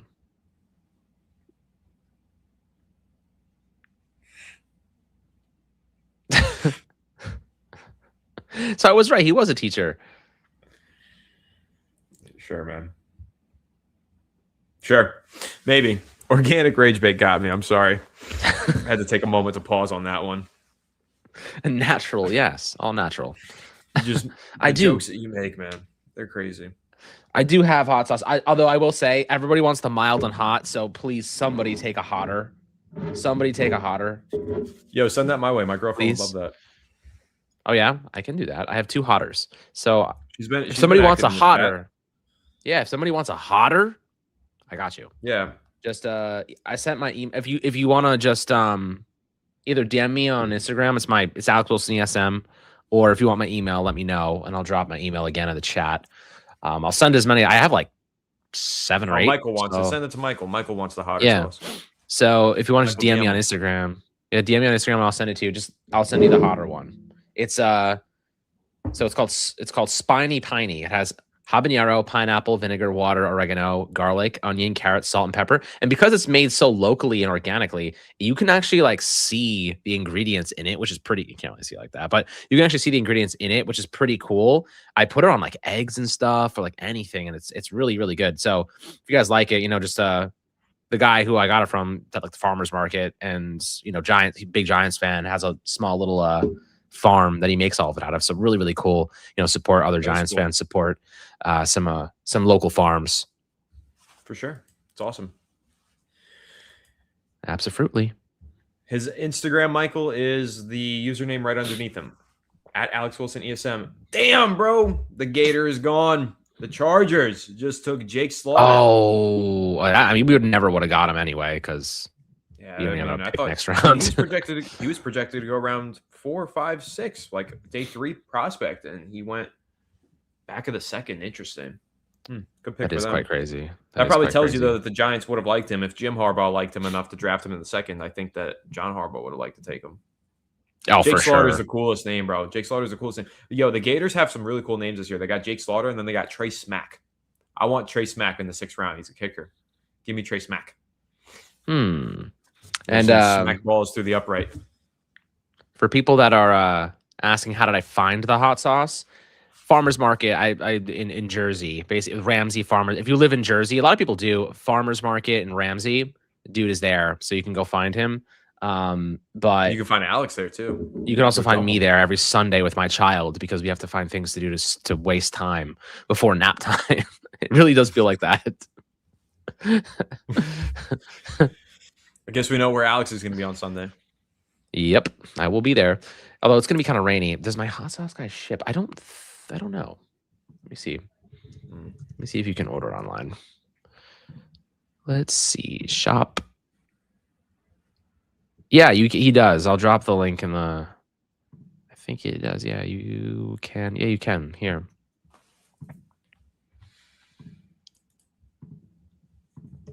I'll drop it for you guys so you have it in case you want to order some.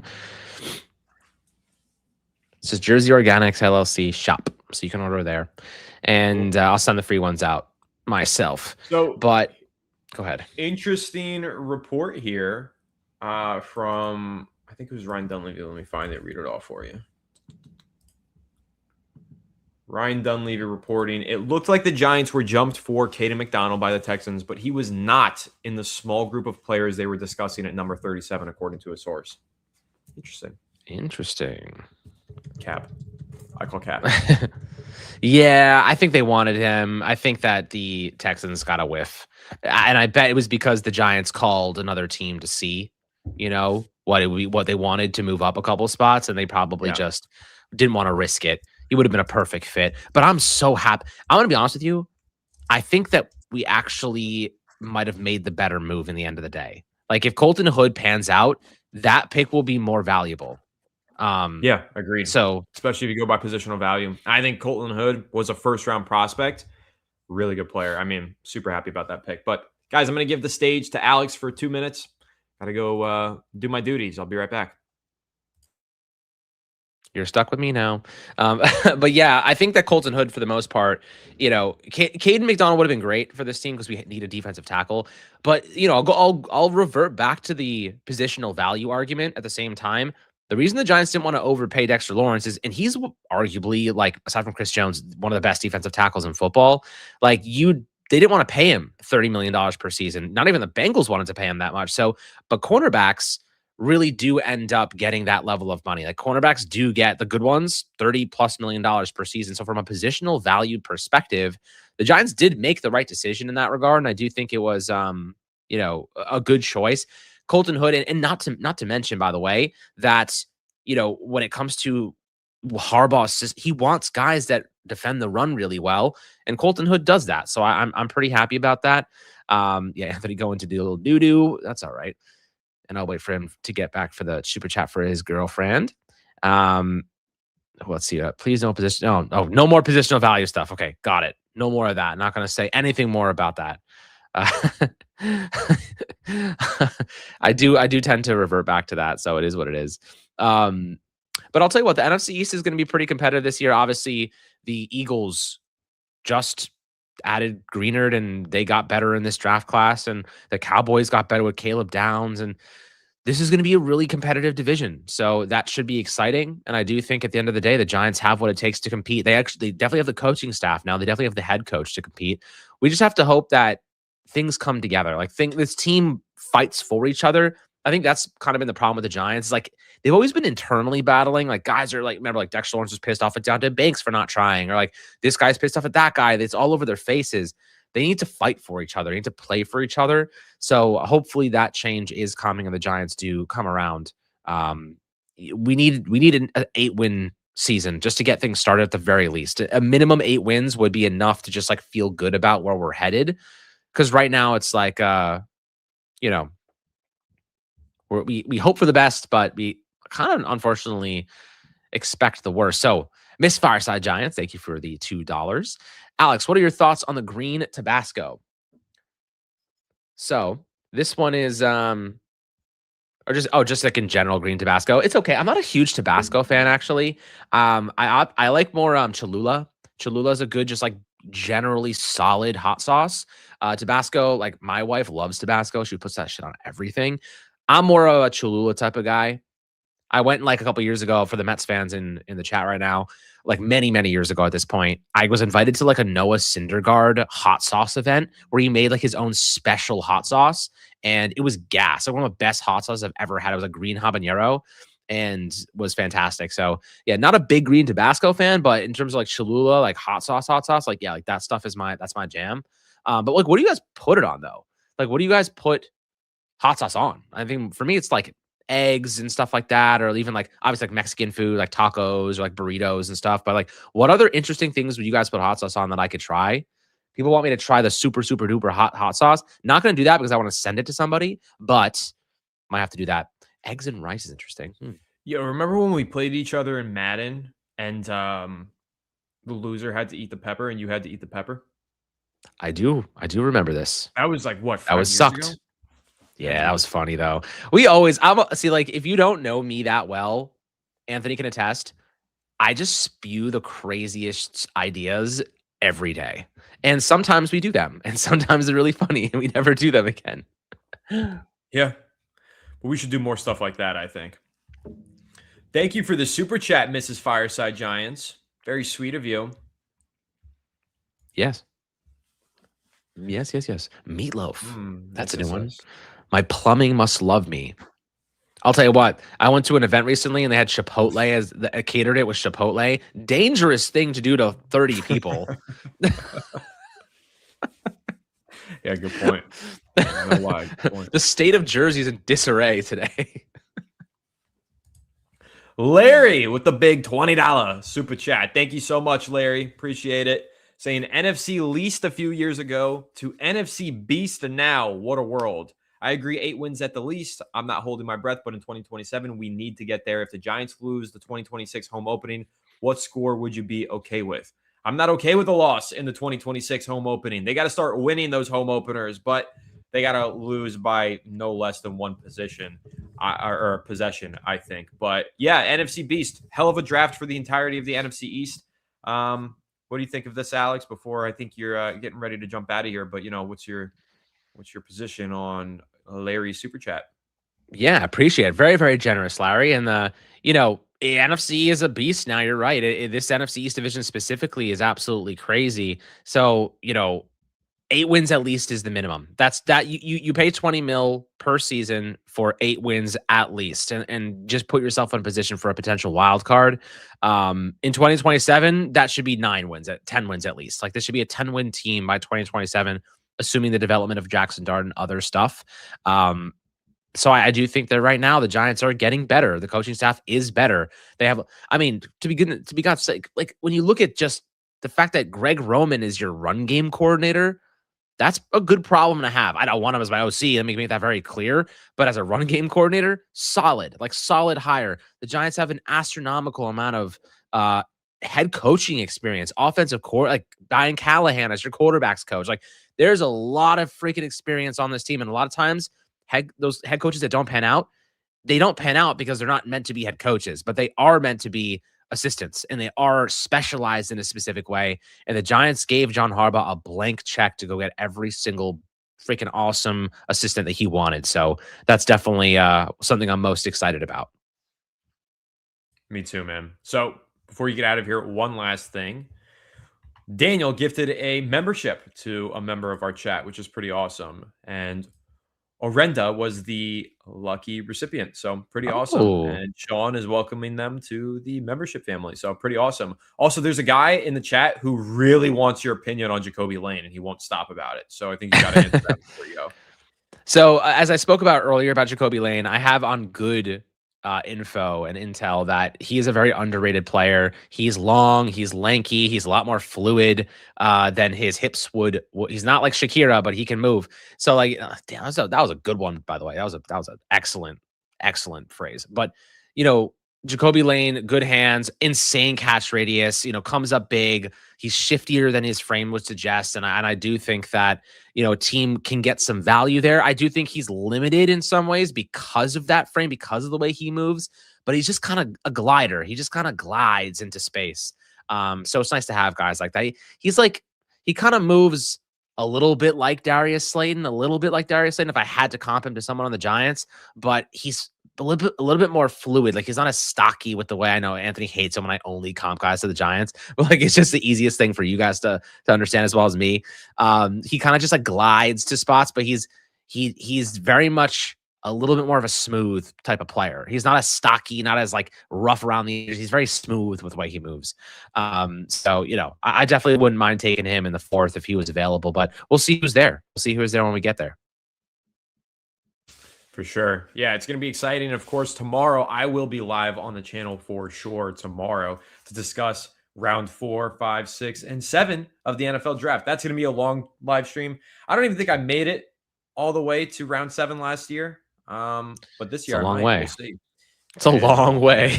It's a long way. Tomorrow is the longest stream. That's a cross country. I'm going to keep this thing pushing a little while longer. I know, Alex, you've got responsibilities, as we mentioned earlier. So I know you're about to get signed off here, but I'm going to stay on. I got no responsibilities, man. Nothing but the chat. You guys are my responsibility. So, Alex, I'll let you have your closing thoughts and whatnot before you get out of here. Yeah, I'm sorry you guys are going to miss my crazy comments for the rest of this chat. But nonetheless, I appreciate you guys so much. Like, this is such a blast, and it's so nice to have people to, talk about this team with, whether we agree or disagree. We're all on the same team. Like, we all want the same thing for the Giants to be great and for everything to go well for us. And, Anthony and I, we want to be at a lot more actual Giants events, moving forward. So we hope to see you guys there, and we'll let you know when we're going. So if you guys are going to any games or anything, we want to do some potential tailgates at some point. So we'd love to see everybody there. If you live in the surrounding areas, and, really, we just want to build a community, and we want you guys to be a part of it. And we want to give stuff away. We want to have some fun, and, couldn't be more appreciative of, you guys tuning in for this long and sticking around, even though we probably know the Giants aren't picking the rest of the evening. So it does mean a lot to me, and I appreciate that a lot. And Anthony, thank you as well, my beautiful co-host, for sticking around and doing the dirty work, but also the great work. So I appreciate that, my friend, and I will catch you guys later. Appreciate it, man. Seriously. Thank you, Alex. Kind words there, and thanks for joining me on the stream today. See ya. Wouldn't want to be ya. Peace, bro. All right, just me now. You guys are stuck with me for the rest of the stream. We'll see how long this stream goes. Probably through the rest of the 3rd round, I think, because I do think there's a chance that the Giants could wind up trading up here to the back end of the 3rd rounds. I know, obviously, the Giants don't have a 3rd round pick, but they could wind up with one. They're picking 105, which is really close to the 3rd round, near the top of the 4th round. So they could maybe trade up into the 3rd round if there's a player that they do really like there. So we'll keep an eye on that, and that's why we're going to stay live. But yeah, you guys keep dropping questions in the chat, and we'll keep going back and forth and having fun here. Who would I trade up for? Who do I think?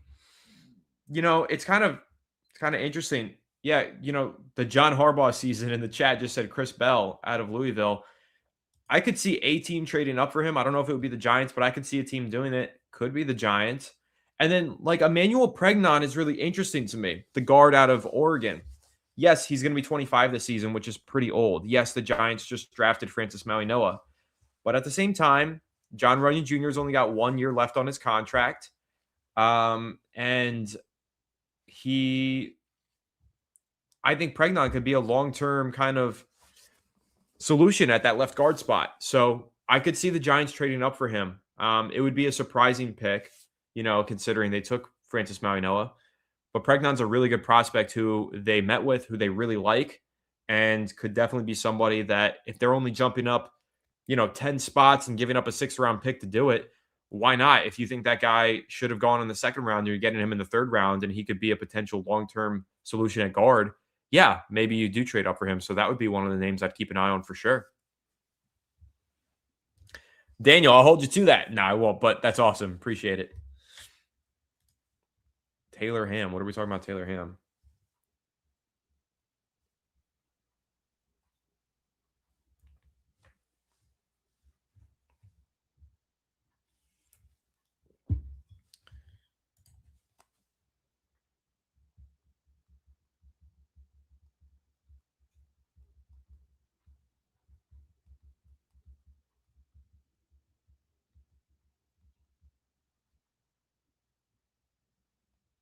What about Surratt? Where is he projected to go? Surratt was expected to go earlier than now. I mean, I'm surprised he's not off the board yet. I'll be honest though, guys. Okay, so let me give you my list of players I could see the Giants trading up for. Chris Brazzell, the wide receiver out of Tennessee, who obviously is divisive here and who Alex doesn't want. But I could see Chris Brazzell. I could see Emmanuel Pregnon, the guard out of Oregon. Zachariah Branch out of Georgia, Skylar Bell out of Connecticut, wide receivers. And Dominique Orange is the name that I'm really keeping an eye on here. Big Citrus out of Iowa State. I could see him being a trade-up partner here, or target rather. And Elijah Surratt, is he not yet off the board? I think you're right. Yeah, Elijah Surratt's still on the board. I think at this point he might fall to 105 with the Giants. And if he does, or Ted Hurst, I know that they met with Ted Hurst, and they do rely on those top 30 visits. So Ted Hurst out of Georgia State is another receiver I'd keep an eye on. But I feel like that next pick that the Giants make, whether it's at 105 or if they trade up, it's probably going to be either a defensive tackle or a wide receiver. So those are kind of the names that I'm keeping an eye on right now. DeMonte Capehart as well. I know Alex was mentioning that he has a good intel on Jacoby Lane being a potential sleeper. I have good intel on DeMonte Capehart being a sleeper in this draft class. That's somebody that I would really like to see the Giants grab. And if they did, I'd probably be able to have him on for an interview. So that'd be extra cool.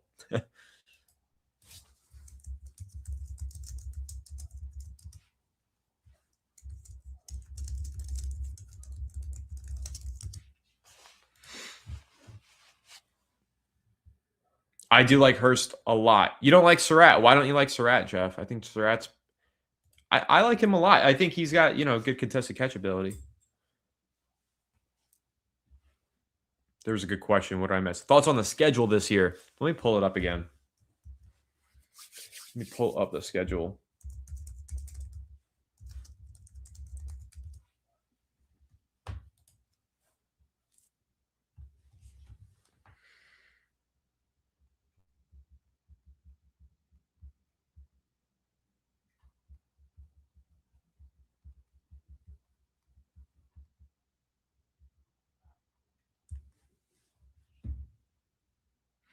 All right, so this year's schedule, 2026, the Giants at home obviously play Dallas, Philadelphia, and Washington. They play the Cardinals, which is a favorable matchup, I think. The Browns, I think, is favorable. The Jaguars are a good football team. They were really good last year. I could see them taking a step back. I think the Saints absolutely suck. I have no faith in Tyler Shuck, and I think he's going to take a step backwards. So the Saints, I think, is winnable. I think the Titans game at home is winnable as well. And the 49ers is going to be a tough one. On the road, of course, Dallas, Philadelphia, and Washington. The Lions is a tough one. Houston's a tough one. The Colts, I think, are going to take a step back. The Rams is a tough one, and the Seahawks is a tough one. So last year, the Giants were pretty good at home, actually, if I'm not mistaken. I think the first few starts of Jackson Dart's career were at home, and he got some wins, right, against Philadelphia, against LA. I actually don't think the schedule is as tough as people are making it out to be. I think that the divisional games are all toss-ups. I could see the Giants splitting, honestly, with every divisional opponent. I could see them sweeping one or sweeping two, whatever. I think those games are complete wild cards. And then when we're looking at the Cardinals, that's super winnable. The Browns is winnable. I do think the Jaguars and the Saints and the Titans are winnable. I could see the Giants having a really good home record. And then on the road, you've got those 3 divisional games, which are wild cards. They could win 1, 2, 3 of those. And the Lions are tough. The Texans are tough. The Colts, I think, is winnable. And then the Rams and Seahawks is tough. But I don't know. I could see the Giants having a winning record this year for sure. But yeah, Lo-Fi, you're right. Every game is tough in the NFL, no doubt. Rich the Kid, you like Xavier Harris. I know that's the kid out of Ole Miss. 330-pound. I didn't realize he was 6'8", but 330-pound defensive tackle. Yeah, I don't mind that at all. If he's still on the board, I wouldn't mind trading up into the third. I think that's the interesting thing here is, are the Giants going to trade up into the third? Joe Shane kind of hinted that it was a possibility. Some GMs actually do say, no, we're done for the night. We're not going to be making any more picks. That does happen sometimes. Joe Shane did not say that. Joe Shane said that he is considering trading up into the third round. So if the player that they covet is there, potentially they could make a move back up into the third round of this year's draft. The third round is long, though, guys. I'm not going to lie to you. Do they speed up the picks in the third round, or is that not until day 3? One of you has to know that, right? Yeah, Markel Bell to the Eagles. Yeah, I love them booing for the Eagles picks for sure.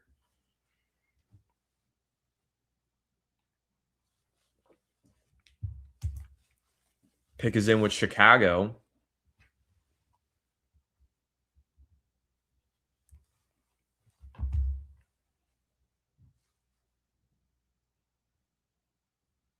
I feel like the Giants need to take a defensive tackle at some point in this class, though. But yeah, biggest fallers so far. Oh, they go to 5 minutes? Thank God. They got to speed that up.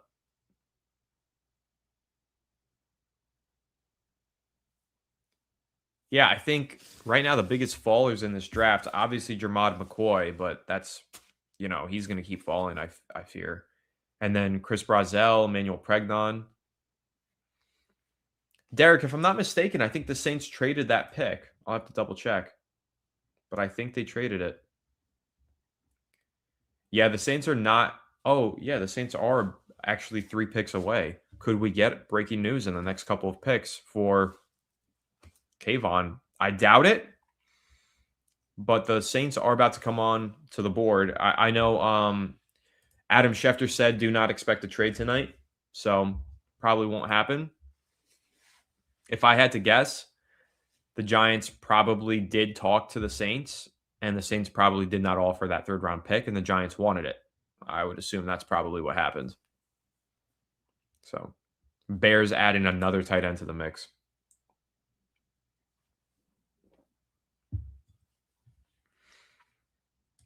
Malachi Fields in the fourth would be fun, man, for sure. Give me a playmaker. Give me a playmaker or a defensive tackle, or both somehow. But yeah.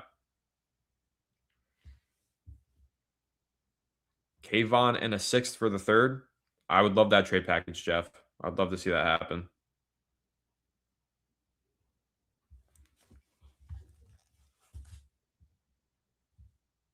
We'll see. Guys, I really love that Colton Hood pick, though, for sure. I think that Colton Hood pick was fantastic for the Giants. I mean, I was for certain he was going round 1. So the fact that they got him there at 37 and they didn't have to trade up to get him. Obviously, there was some reports saying that the Giants were interested in trading up for a player that they covet in the second round. Well, they didn't have to trade up. They just got the guy that they liked at 37. You can't be upset about that outcome. You got to be really happy about it.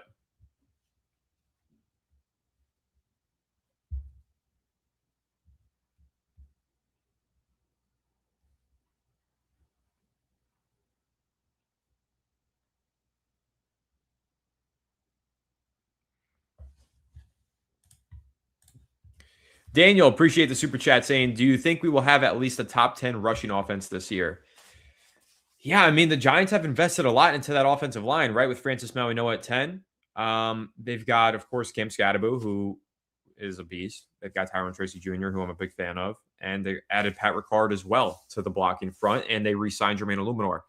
I think all of that combined, considering also the fact that the Giants did have a top 10 rushing offense last year, if I'm not mistaken, in terms of yards per attempt, yeah, I think that they could have a top 10 rushing offense this year, especially when you add in the fact that Greg Roman is here. Greg Roman was brought in, if you guys maybe missed it, he was brought in as the Giants' senior offensive assistant, and throughout his NFL coaching career, he's been an offensive coordinator for the Ravens in the past, the Chargers in the past, and he's been a run game coordinator for the 49ers and some other teams.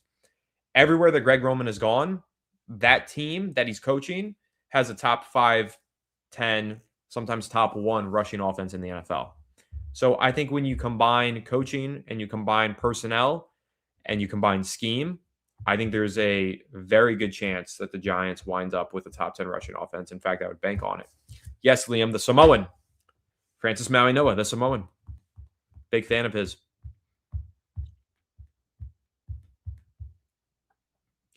Yeah, Master Flex. If Jermon McCoy makes it all the way to the last rounds, if he's there on day 3, I think then you talk about throwing the dart at the board.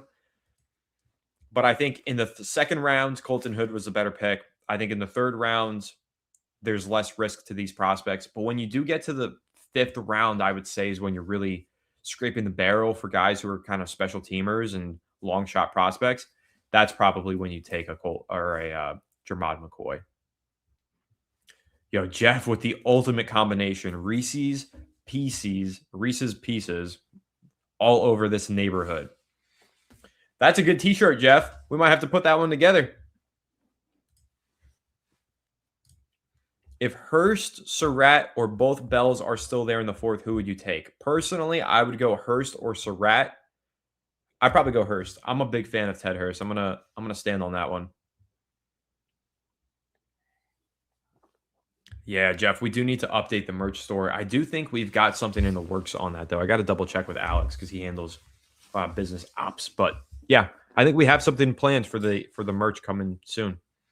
Willie, have a good night, man. Appreciate you joining us this long.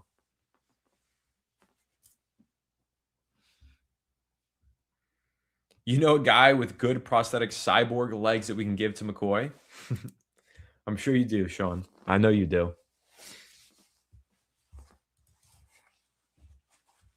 Big shout out to Sean as well, moderator in the chat, member of the channel, and just always here through the lives, working, not working, whatever. Sean shows up. So, Sean, one of our best supporters, man. Really appreciate you. Just want to take the moment to say thank you.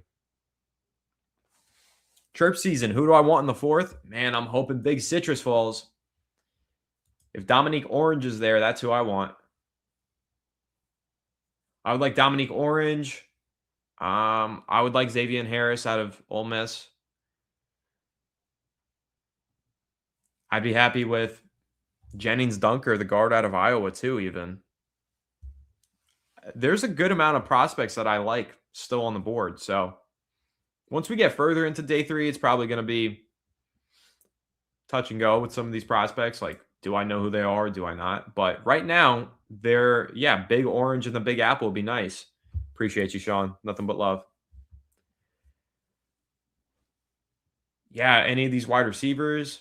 Yeah, I think I like Orange over Corleone, NYGFL. Also, big shout out to you. Appreciate you joining us as you always do. I think Big Citrus probably over Corleone.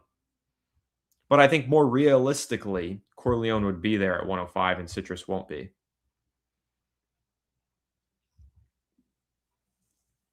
Do we have a compensatory pick this year? We do not. But we are projected to get a 4th round compensatory pick next year for Wan'Dale Robinson leaving.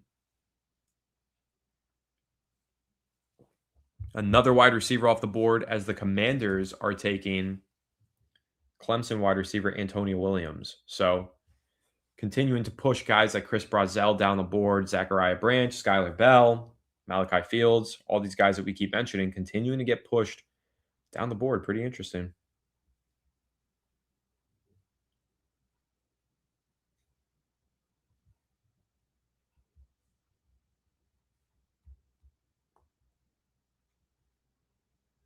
Yeah, I'm with you. Demon alcohol. I'm with you, though. I think I'm definitely concerned about defensive tackle.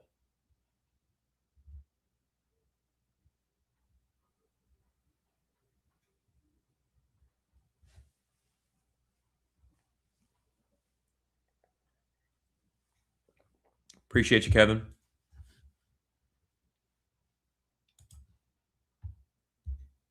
I think Emmanuel Pregnon's still on the board for what Alex said. I think it might be his age, right? I mean, Saints have not picked yet, Michael. They're on the clock next. So one of their biggest needs is edge rusher. Could we get a Kavon trade in the next couple of minutes? I doubt it, but you never know. You really never know. But yeah, I think Rich the Kid, I think Emmanuel Pregnon is on the board because he's going to be 25 this season. And NFL teams don't like to draft older rookies usually until day 3. However, that did not stop the Cardinals from taking Carson Beck at the top of the 3rd round. So how old is Carson Beck now? He's got to be old in terms of NFL talent. He's not old, but Carson Beck age. Carson Beck's only 23. I thought he was in college for like 6 years, wasn't he? He's only, I guess, 5 years. Okay. All right.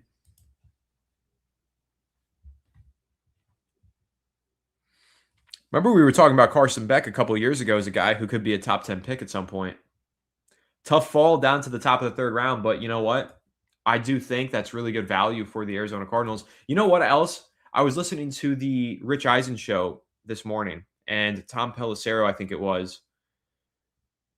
Maybe it was Tom. I don't want to misquote, but I think it was Tom, but it could have been somebody else. Someone was on the Rich Eisen show talking about the quarterbacks in this draft class, saying how you look at all of these mid-round quarterbacks, right?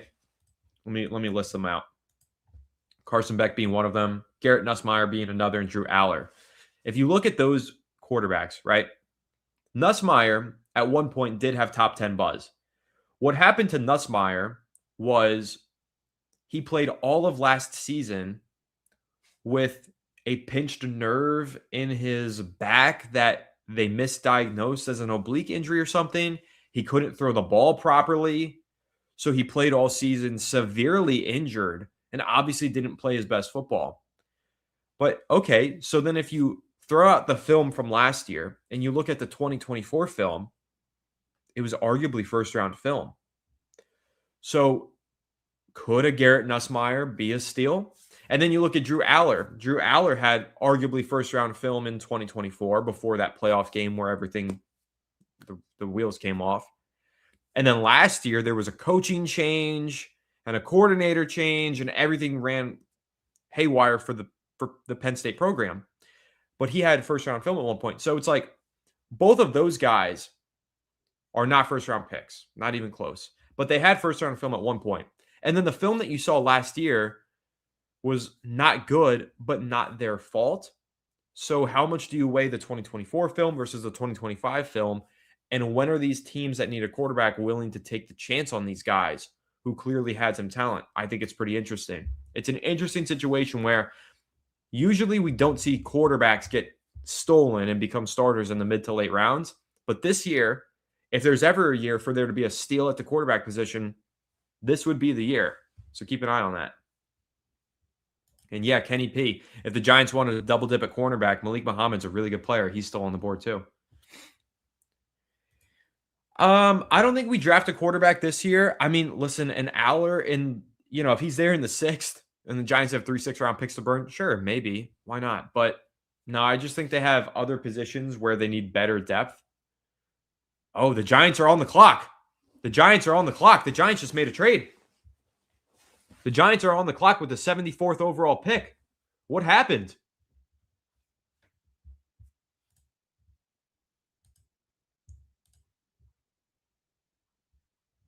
This is why we stayed live. The Giants are on the clock.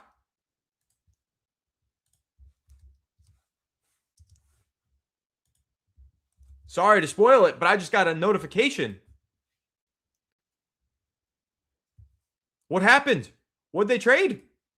Who are they targeting? All right, I'll mute my notifications now. We'll react live. We'll get back to reacting live. We'll mute the notifications and we'll react. No spoilers. Wow, Giants on the clock. Let me turn the stream back on. Traded with Cleveland, not with the Saints. Saints made the pick at 73. I know there was a lot of conversation about the Saints potentially trading, of course, for Kavon Thibodeaux. No trade with the Saints. Giants trade up with the Cleveland Browns into the 3rd round to pick at number 74. Wow. Here we go. No spoilers. I just closed the chat, guys. I'm going to have a live, genuine reaction to this one.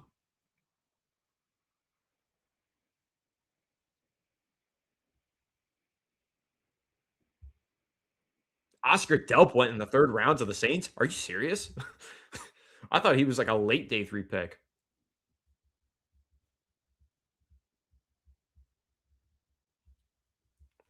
Wow.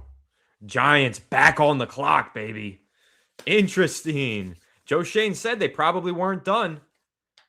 I'm really curious to see what the trade is. I've got the chat closed. I see more people are joining the live stream right now. So just in case you are, I have chat closed, notifications off. So I'm avoiding spoilers and trying to live react to whatever the trade and the pick is. So very curious to see what happens. Wow. Okay. Giants on the clock.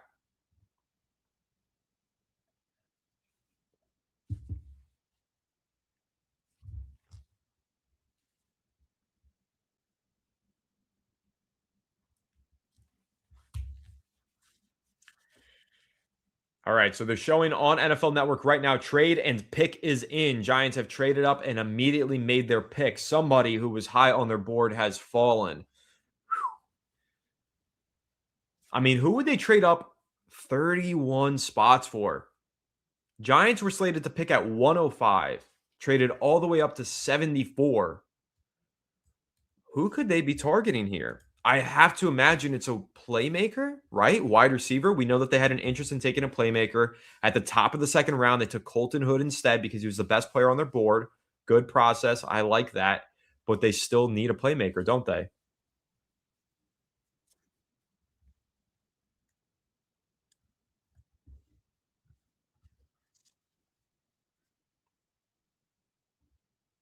Wow.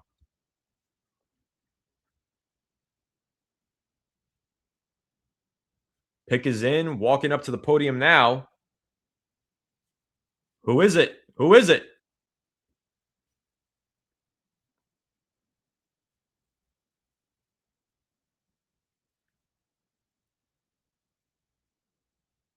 Malachi Fields. They do take a playmaker. As I said, I think they're trading up for a playmaker, and they're getting Malachi Fields, the wide receiver out of Notre Dame, 6'4", 218 pounds. Pro comp is Michael Pittman. That is quite a pick. Nice. Not the fastest guy, 4.6 40-yard dash, but he'll make some catches on the highlight reel. That'll absolutely drop your jaw. Wow, guys. Giants trade up, get aggressive, and make a move for Malachi Fields. Wow.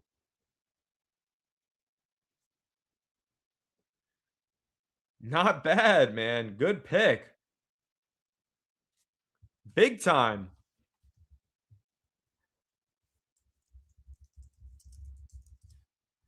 So they traded a 4th round pick next year to move up for Malachi Fields. Wow. Okay. Big time trade. And the Giants are not picking until the 6th round tomorrow. Wow. Guys, how do we feel? Chat, how do we feel?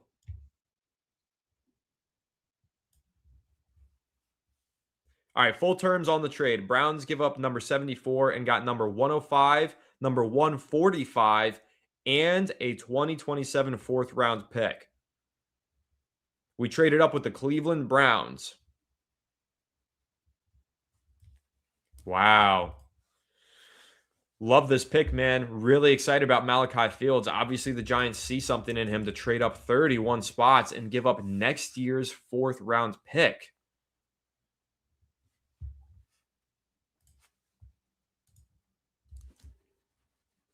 My goodness. What a move.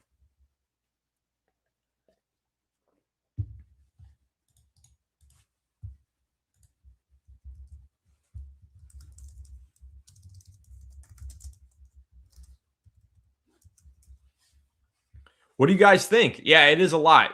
Giving up a 4th round pick next year is a lot. I mean, that puts some pretty high expectations on Malachi Fields here. But you think we got fleeced, Christian? I mean, listen, we knew that they wanted to add a weapon for Jackson Dart. Man, that's a big time 6'5" wide receiver, Senior Bowl standout. Giving up a future fourth. Sean, I don't know what that means for streaming tomorrow, to be honest. We'll cross that bridge when we get to tomorrow. Wow, interesting.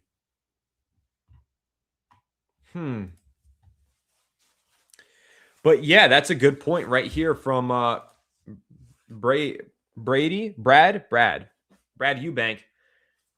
That's a pretty good point. The Giants have a 4th round pick incoming next year. Might as well get aggressive and give up the 4th round pick. I guess that's probably their logic. But yeah, I don't know. Malachi Fields, not a burner, not a speedy guy, not an athletic guy, but damn good hands and damn good catch radius. Very similar to a Michael Pittman as they had on NFL Network was his pro comp. So very interesting. Yeah, I don't know. BX, maybe I would have traded up for a defensive tackle instead. But again, the Giants are really intentional about adding weapons for Jackson Dart. So, you're going to get a 4th round comp pick next year. You might as well be aggressive, right? And get a player who's going to help your quarterback. As I've said, guys, the Giants do not have any wide receivers outside of Malik Neighbors under contract past this season. At least not receivers that you give a damn about. I mean, obviously there's Darius Slayton, but he can be cut after the season with no penalty. Very possible he gets cut. Jalen Hyatt, you're not factoring into that equation. Darnell Mooney's on a 1-year deal. I did message Alex, Sean. Darnell Mooney's on a 1-year deal. Calvin Austin's on a 1-year deal. So you're looking at this receiving core. It's young, it's inexperienced, and there's nothing long-term. What does this mean for Odell? What does it mean for Odell Beckham Jr.? No more Odell? Interesting. So in terms of his hands, let me give you guys the stats on Malachi Fields. He had 36 receptions last year for 630 yards and 5 touchdowns. He also had 1 drop, just 1 drop. He had a 48% contested catch rate, 23 contested catch opportunities, 11 catches. He only forced 6 missed tackles. So again, not an athletic guy, but routes are solid. Hands are solid. Yeah. BX doesn't like the pick. Taller Isaiah Simmons.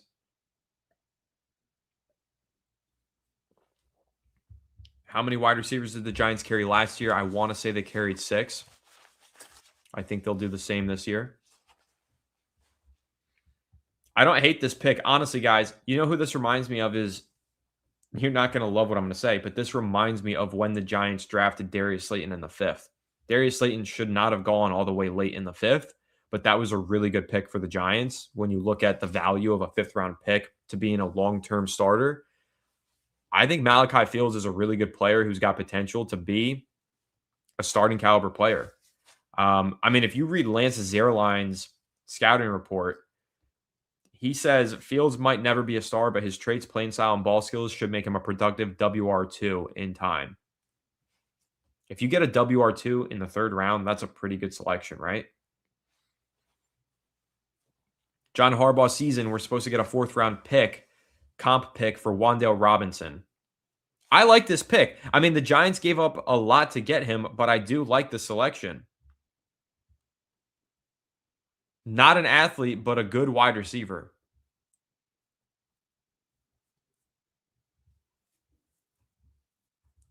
But if I'm not mistaken, wasn't Darius Slayton out of Notre Dame in the 5th round? But you're talking about a 5th round sleeper who ended up putting up 700 yards a year for the Giants. I'm talking about a Malachi Fields in the 3rd round who could be a legitimate starter for the Giants for the next few years.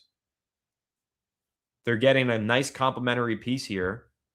Just a reliable, dependable receiver.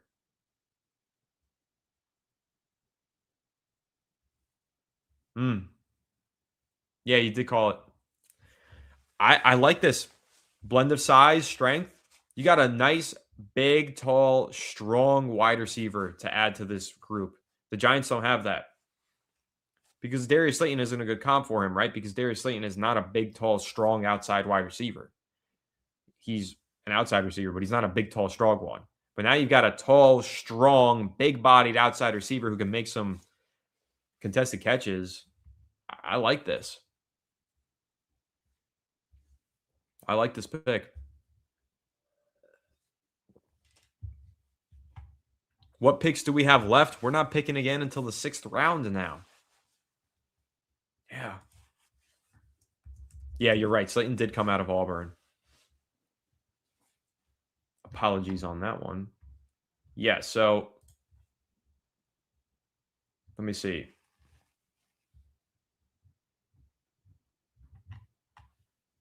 The Giants do not pick until pick 186. So they are going to be pretty inactive tomorrow.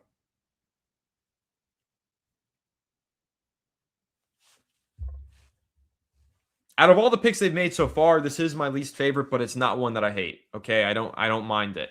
I think it's fine. I think Malachi Fields is a good player.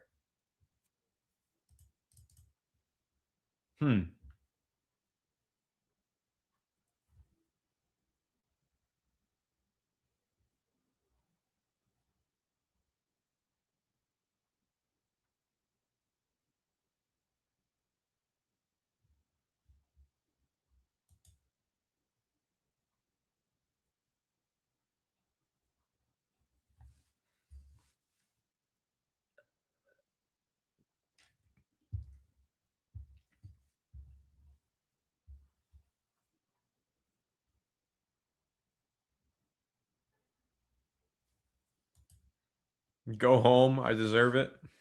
I'm reading the beef that's going on Giants Twitter right now. Very interesting. I don't know what's going on there. Another defensive tackle comes off the board. I mean, the Giants' chances of drafting one of these good defensive tackles is basically zero now. They're not going to be able to get one. But that's okay. They're going to draft DJ Reader within the next week. So they'll get that sorted. But yeah, Chris Brazzell is still on the board. Obviously, the Giants like Malachi Fields more than him. Zachariah Branch, Skylar Bell, Chris Bell.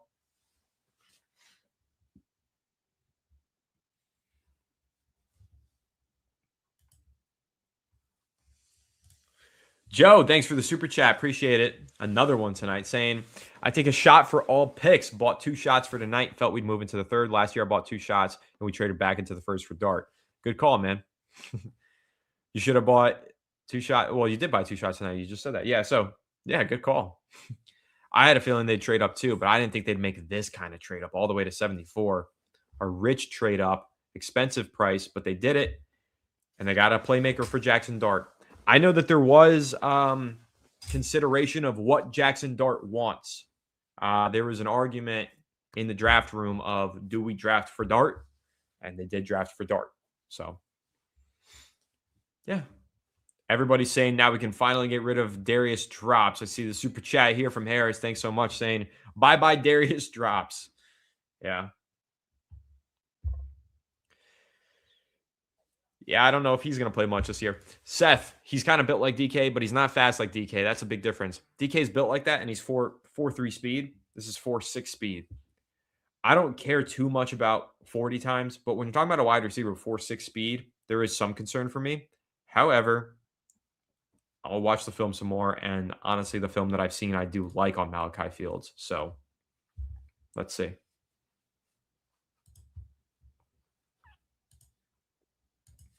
All right, guys. Grade the pick right now. Let me get your takes. I think you guys are kind of split on it. I think it's a little bit of a divisive pick. And yeah, Greedy, he probably is a better route runner than DK was coming out. But grade the pick, guys. Let me hear it.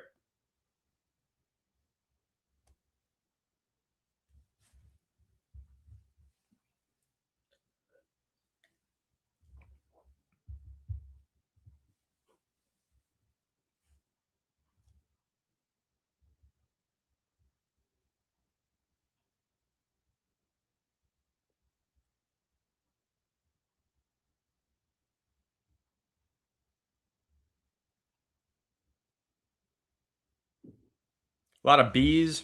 I don't mind the B. Plaxico had 4.6 speed. Where did Plaxico get drafted? A lot of Bs, some Cs. I think that's fair, guys. An F from Mike. I think it's fair to feel B or C on this. I think I'd go with B minus. I'd go B minus. Plaxico Burris draft. Where was he drafted? He was the 8th overall pick. God damn. Plaxico was such a dog.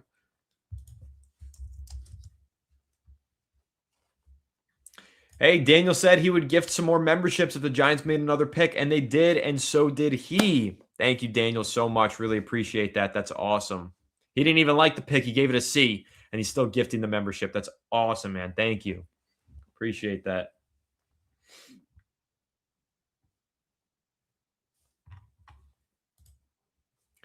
Yeah, guys, I'll definitely have to watch a little bit more film on Malachi Fields. This is one of the players that I watch, but I'm a little bit understudied on. I'll definitely need to watch him some more. And then, obviously we're going to do film breakdowns on all of the prospects in the draft class that the Giants put together. So we'll talk about it for sure. But yeah, I'm interested. Thank you so much for that, Daniel. Like Sean said, family is growing. Appreciate you. Justin's part of the membership family. Kenny's part of it. Lo-Fi's part of it. Some great viewers right there getting that membership. That's awesome. So thank you, Daniel. Yeah, he's a physical wide receiver, good blocker. I don't hate this pick, man. I don't. But, let's see. It's day 2, so. Yeah, Mike, I do like Ted Hurst a lot, so. Seems like a run of wide receivers are going now. Zachariah Branch is off the board.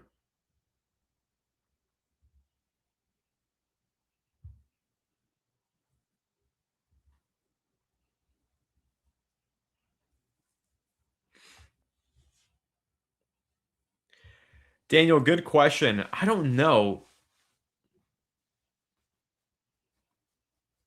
I don't know if this is his last weekend. I don't think so. It seems like Joe Shane and John Harbaugh have been working together quite well. So I'm going to bank on it not being his last weekend, but you never know. There's a chance that he's still here next year. There's a chance that he's not. We'll see. We will find out. But guys, really quickly, since we're now into hour 3, we are going to go ahead and give another quick shout out to the sponsor of today's live stream, which is PrizePicks. So if you guys don't know what PrizePicks is yet, it's America's #1 sports picks app. It's a daily fantasy sports platform, super easy to use, no complicated lines to worry about. Just pick more or less on a few players' stats. Super straightforward, and it's available in most states, including California, Texas, and Florida, and of course, New York, New Jersey. One of the coolest parts is that on PrizePicks, you can follow friends. You can follow me at Anthony Rivardo on PrizePicks, and you can tail my picks. As you've seen me make a bunch of picks on the live stream recently, you can also tail those picks and view my lineups. As you see here, view my lineup, and then boom, there you go. I've got 11 active lineups. You can tail all of them. You guys have seen me make most of them. They're all NFL future lineups. Getting ready for the upcoming season and also making picks based on what we're seeing through the NFL draft. So if you want to get in on the action, download the app using code HMA and the link in the description. You'll get $50 in lineups instantly when you play your first $5 lineup. So good luck. Enjoy the games. Remember to play responsibly. And like I said, follow me on PrizePicks at Anthony Rivardo.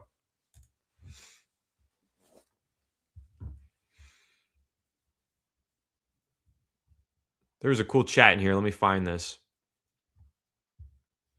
Yeah, he does kind of look like Nico Collins, right? Pretty similar.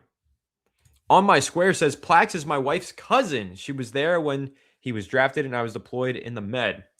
Appreciate you for your service, and that's a pretty cool story, man. That's actually really cool. And if you want to hook us up with a Plaxico interview, DM me on Twitter at Anthony_Rivardo. That'd be great. Sorry, I had to shoot my shot. That'd be cool. I'd love to talk to Plaxico.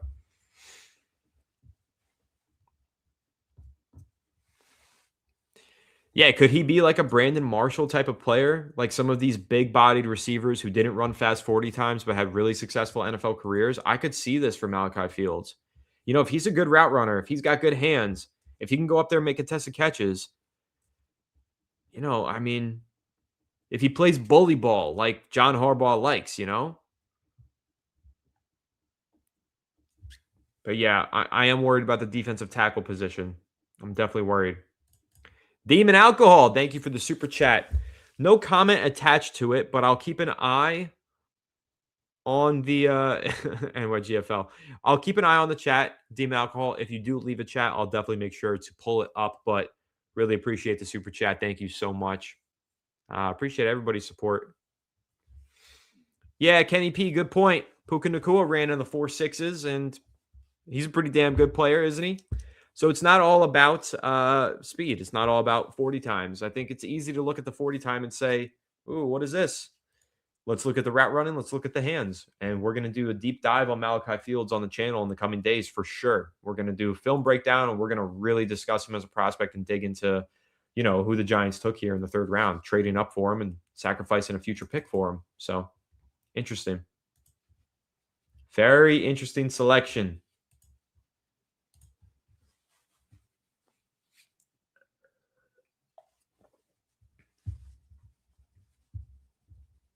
John Harbaugh, according to Connor Hughes, says that Malachi Fields is consistently running over 21 miles per hour in fields per the GPS data, which is comparable to a 4.4 40-yard dash. He ran a 4.61, but it's not a concern for the Giants. They believe his play is much faster, according to Connor Hughes of SNY. So, interesting. Very interesting. Joe Shane said, in regards to defensive tackle, the Giants don't play until September. They will look at free agency and undrafted free agents, and they will find a way to upgrade. Not my favorite response, but okay.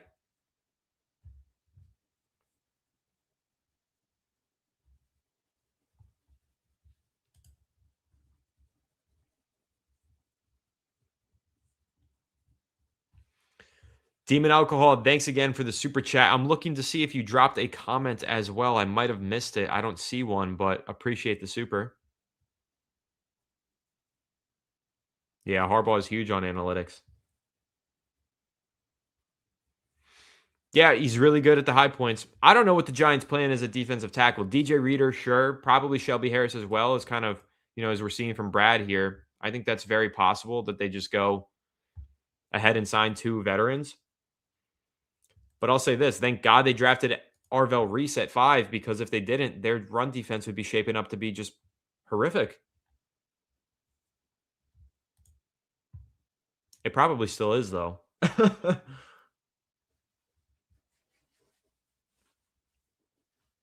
So the Giants just have 3 6th-round picks left, and that's it.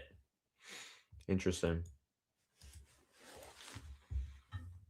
Yeah, Fields will definitely be a red zone threat in NYGFL. He's got a big frame.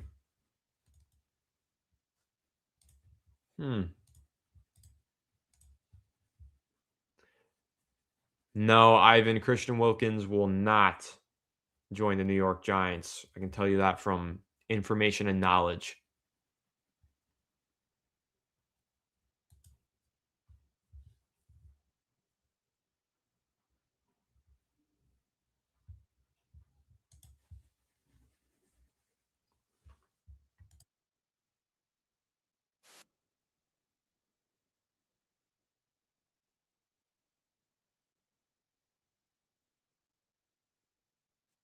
Why is Joe Shane in the white suit tonight?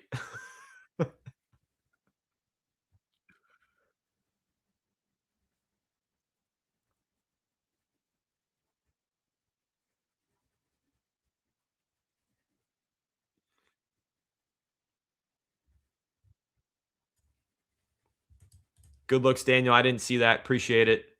And thank you so much, Demon Alcohol. You're the man. All of you guys are the men and ladies, if any of you are in here. I just appreciate you guys. You guys are awesome. Everybody in this chat is family.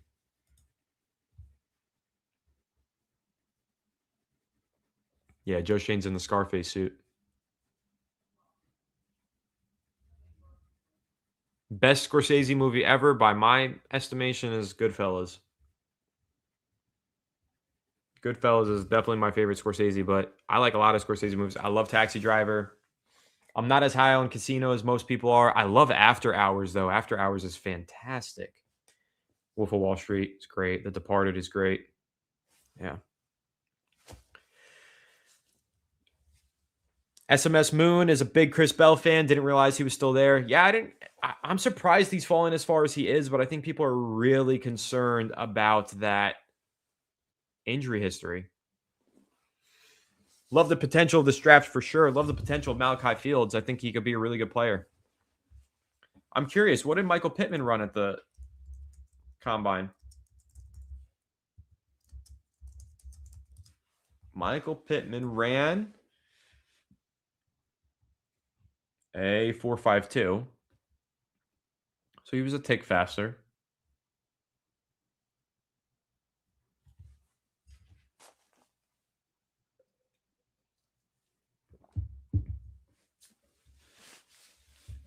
I don't know. Michael Pittman's his pro comp, though. That's who they compare him to. My pro comp with Michael Pittman in this class was Denzel Boston. I thought Denzel Boston's very similar to Michael Pittman.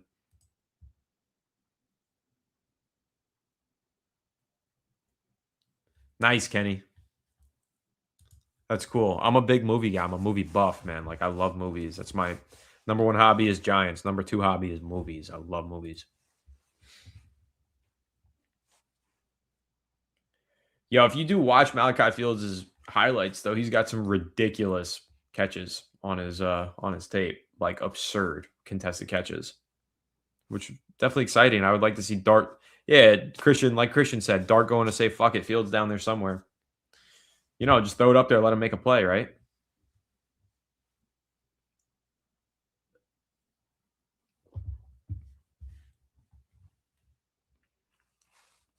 Colton Hood pro comp is Sauce Gardner, NATO. I see a lot of people comparing him to Janoris Jenkins. I don't hate that. I don't hate that at all. All right, guys. I think the Giants are probably done for the night. I would assume after that pick. And they're going to be done for most of tomorrow. I don't know. When are they going to pick again? Not until the 6th round. So we're probably chilling. I think we're going to end this stream pretty soon. Yes, Mrs. Fireside Giants. I do love movies. And I love my girlfriend. Jeff, Fields will bring toughness that we don't have at wide receiver. Agreed. I don't think we have a tough receiver outside of, I mean, Malik Neighbors can be pretty tough. But I mean, Jalen Hyatt's not tough. We all know that. Yeah, we all know that. I'll take a tough developmental receiver in the 3rd round. Why not? They gave up a lot to get him, though, but he's got some good hands. And like Sean said, good hands, tough to tackle. Yeah. Yeah, Sean, we're going to dig deeper into the tape on the channel for sure. I'm going to download the All-22. I have it. I have All-22 on all of these players. So I'm going to download the All-22, and we'll definitely do an episode with like a film breakdown on the channel for sure. Yeah, could you imagine, Christian, they trade all 6th-round picks and move up back into the 3rd? I don't think that'll happen, but who knows? Never know.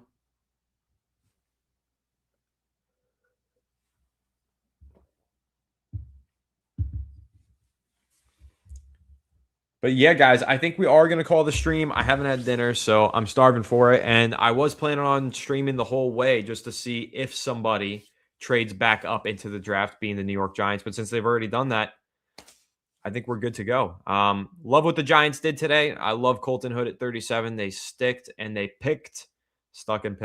But grammar aside, I love the Colton Hood selection. I think Hood is going to be the CB2 on this team. I think he'll beat out Greg Newsome II. He'll definitely beat out Deontay Banks. I think Colton Hood is the kind of physical press man corner that John Harbaugh really wants in his defense. So love that selection. Really excited about the Malachi Fields selection as well. Curious to see what kind of potential he has. Notre Dame receiver with a big frame and some great hands. So excited to see it, man. Hopefully you guys enjoyed the stream. If you did, on your way out of here, definitely make sure to smash the like button. Would appreciate it a ton, but just appreciate everybody tuning in with us. We had a lot of people in here tonight, like 800 on YouTube at one point. So awesome stuff. Really appreciate that. I appreciate everybody who tuned in, all the support throughout the pre-draft process leading up to tonight and last night. I think the Giants have absolutely crushed this draft. So thank you guys so much. Appreciate you, Lo-Fi, Jeff, Daniel, Kenny, Nato, Sean, NYG, Greg, Demon, BX, Kenny, everybody in the chat. Thank you guys so much. And yeah, make sure to check out PrizePicks if you haven't already and use code HMA for $50 in lineups when you play $5. Good night, Christian. Good night, Daniel. Thank you to everybody who left supers, everybody who tuned in. Appreciate you guys. I'll catch you all on the next one. Have a good one. I'll be live again tomorrow. No, you guys can't wait. I can't either. Let's go New York Giants. Can't wait for tomorrow's stream, guys. See you then.